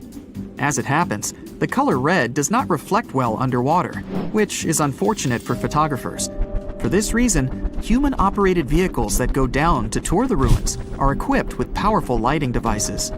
When you see some parts of the ship from afar, they look as if reddish-brown wax has been dripping all over the Titanic's ruins. But in reality, these icicle-shaped structures are colonies of microorganisms. When the ship sank, it brought down with it an enormous amount of bacteria that hadn't existed at the bottom of the ocean before. But now, these bacteria, together with the extreme conditions at the bottom of the ocean, have turned into a disastrous combination for the ruins of the ship. These red colonies of microorganisms actually feed off of iron and steel, which is basically all that is left of the Titanic. One kind of those microorganisms are bacteria called Halomonas titanicae. They can eat up to 220 pounds of iron per day. This makes the Titanic a colossal food source for them. There have been lots of speculations regarding the life expectancy of the ship's wreck after researchers discovered this bizarre rust. But according to Cameron and his research team, the Titanic isn't going to disintegrate anytime soon. In one of the latest expeditions down to the wreck, a piloted vehicle was funded to identify specifically one stateroom. It belonged to a very important passenger, Sir Benjamin Guggenheim. Yes, just like the museum. Guggenheim was the son of a mining magnate and a member of the elite group that boarded the transatlantic journey of the Titanic. Born in Philadelphia, Guggenheim was traveling back home to the US. But, as we all know, he never made it to his final destination. For the price that ranged from 400 to 800 pounds back in 1912, the equivalent of 84,000 pounds nowadays, one could book accommodation that was called a stateroom. Staterooms on the Titanic were the most luxurious kind of first-class rooms. They were located on the B or C decks and were decorated in more than 11 different styles, ranging from Jacobean, Georgian, Italian Renaissance, and the list goes on. These rooms were filled with carved paneling and marquetry made from exotic and rare kinds of wood, such as mahogany, oak, and so on. Guggenheim occupied one of these luxurious rooms, and 100 years later, one of his descendants funded an entire mission just to locate the precise stateroom the man stayed in. This expedition turned into a documentary for National Geographic, and they did manage to identify which stateroom was Guggenheim's, so kudos for them. April 14th, 1912. The Titanic crashed into a huge iceberg and sank. Yep, we've covered that. But what if this time we use the ice to bring the ship to the surface? This requires several thousand feet of wire mesh and a lot of liquid nitrogen. Our goal is to put the Titanic in a huge block of ice that will raise the ship to the surface. Now to do this, you need to wrap the wreck in a wire mesh and cover it with liquid nitrogen. The first problem you face is the inability to wrap the ship completely. You need to somehow lift the ship a little to put the mesh under it. Let's say that by some miracle you manage to do so. Next, you need to transport hundreds of large tanks of liquid nitrogen. You're underwater, opening the tanks, and it's so cold that the icy water of the Atlantic Ocean looks like it's boiling. The nitrogen just sizzles, dissipates, and certainly doesn't create a block of ice around the mesh. Alright, new attempt. Raise the Titanic with the help of huge magnets. For this, you need a large cruiser and some powerful magnets. You attach thick cables to the magnets and lower them to the bottom. Bright projectors illuminate the black ocean depths. Parts of the wreck are visible. The magnets descend lower and cling to the iron hull of the ship. The cruiser pulls the cables and magnets up. Some of them detach from the Titanic as the iron surface is covered with reefs and corals. Some parts of the wreck break away from the ship and rise. The power of the cruiser is not enough. One of the cables is torn. Not only the weight of the individual parts of the Titanic, but also the colossal water pressure interferes with the operation. The sunken ship can't be raised completely, only its small parts. In reality, there has already been an attempt to raise the Titanic in parts. The $5 million operation failed. Nylon slings were attached to a large part of the wreck. The other ends of the slings were connected to the diesel engines. For the entire operation, they used a mini submarine. A piece of the Titanic weighing 21 tons was pulled up, but one of the slings broke because of the strong water pressure. Then, one by one, the other cables began to snap, and a huge piece fell back to the seafloor. By this time, all the participants of the rescue operation had run out of food supplies, and it was far from the nearest shore, so they decided not to make a second attempt. A book was written and a movie was made about how the Titanic was lifted with compressed air. In reality, no one even attempted this operation. To do this, you'd need several hundred large cylinders of compressed air.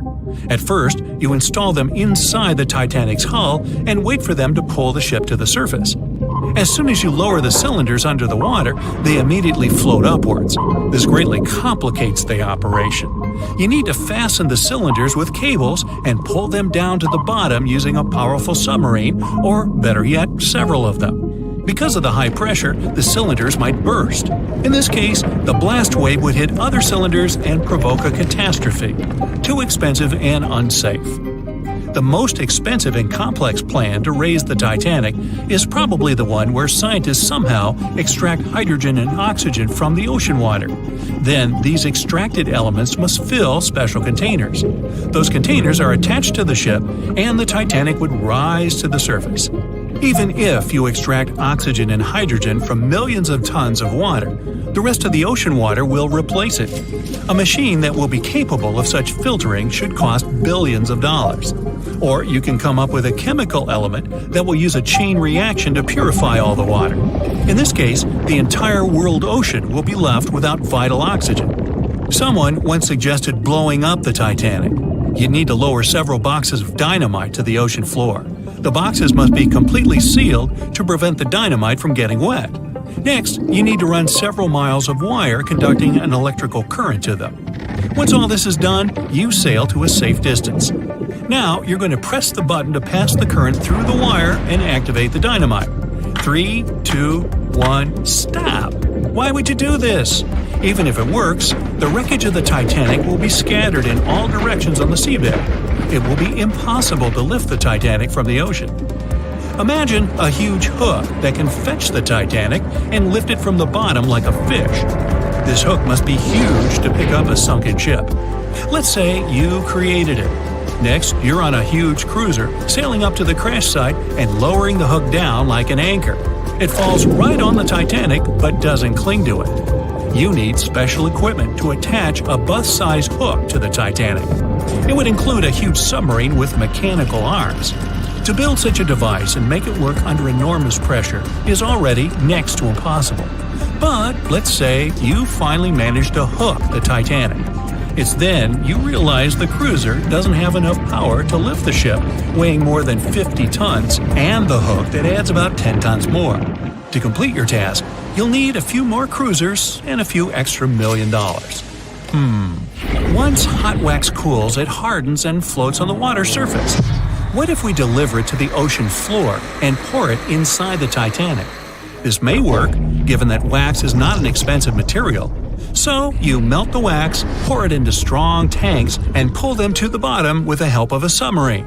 The tanks can withstand enormous pressure, and the submarine has enough power to lower the wax to such a depth. The containers are placed inside the Titanic. Through a remote control, you open the containers, but the wax doesn't pour out. The deeper you go, the colder the water gets. While you were delivering the containers to the ship, the wax was cooling down and getting solid inside. Several containers are pressed against the top of the ship, but it's not enough to lift the Titanic. Other containers simply float away to the surface. And even if the containers were thermostatic and kept hot inside all the time, once released, the wax would solidify in an instant. There would just be no time for it to spread and cover the Titanic from within, so it would just float up as well.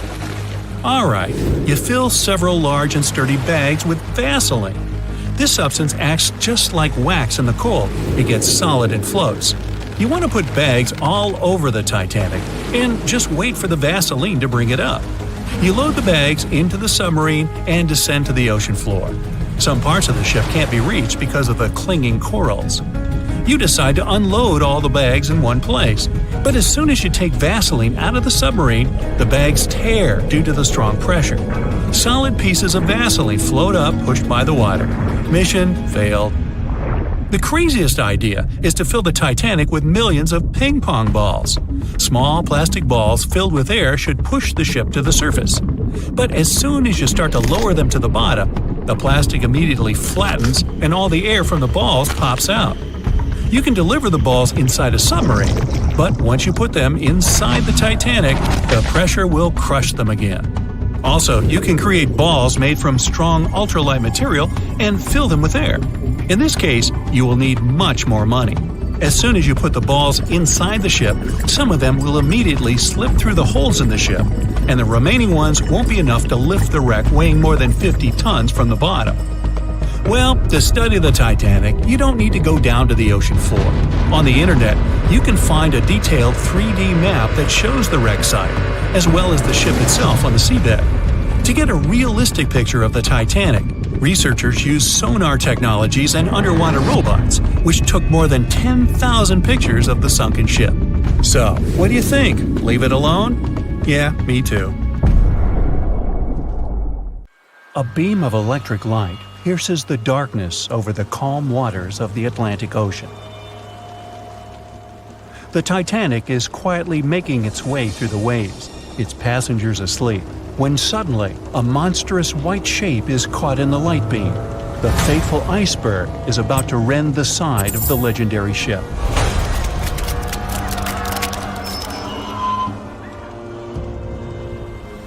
April 14, 1912. Only 2 days before someone will take a photo of a giant iceberg with a pretty unusual elliptical shape.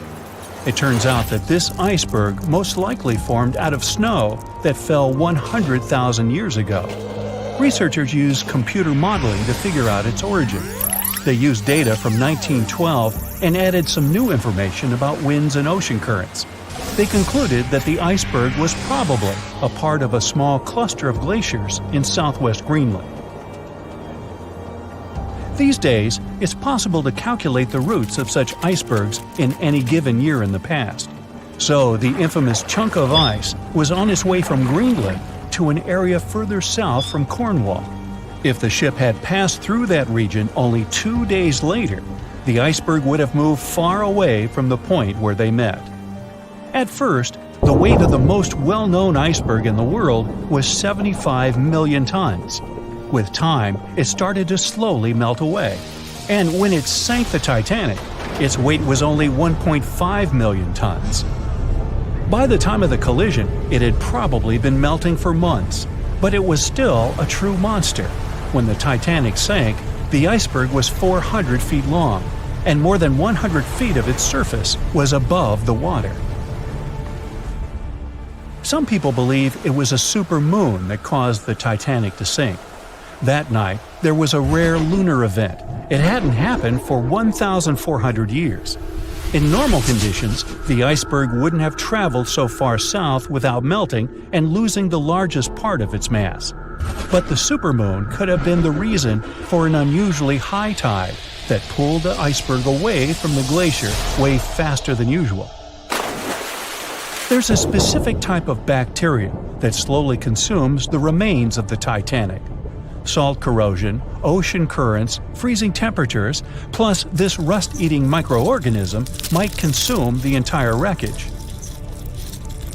American actress Dorothy Gibson was aboard the Titanic. She survived, and when she arrived in New York, she started filming a movie called Saved from the Titanic almost right away. The movie was released only a month after the Titanic sank, and in the movie, she even wore the same shoes and clothes she had during the actual disaster. The movie was a big success at that time, but the only known copy was destroyed in a fire. 14 years before the Titanic sank, a novella called Futility had been published, and it seemed to have predicted the whole event. The plot centered around a fictional ship called the Titan that sank during its voyage. The Titan was almost the same size as Titanic, and they both went to the bottom in April. The reason was hitting an iceberg, too. Both the real and fictional ships were described as unsinkable, and both of them had the legally required number of lifeboats, which, as it turned out later, were nowhere near enough. We've seen it in the movie, but there were some real-life love stories happening on the Titanic, too. 13 couples even took a trip on the Titanic as part of their honeymoon. One of the couples owned Macy's department store in New York. Once it became clear the Titanic was rapidly sinking, The woman refused to go into a lifeboat without her husband, but he didn't want to join her while there were still women and children who he thought had to go first. Then his wife gave her coat to her maid. She insisted that the maid should get into the lifeboat, and she wanted her to be warm. As for the woman herself, she decided to stay with her husband till the end. Some people believe Titanic sank because of a mummy, not an iceberg.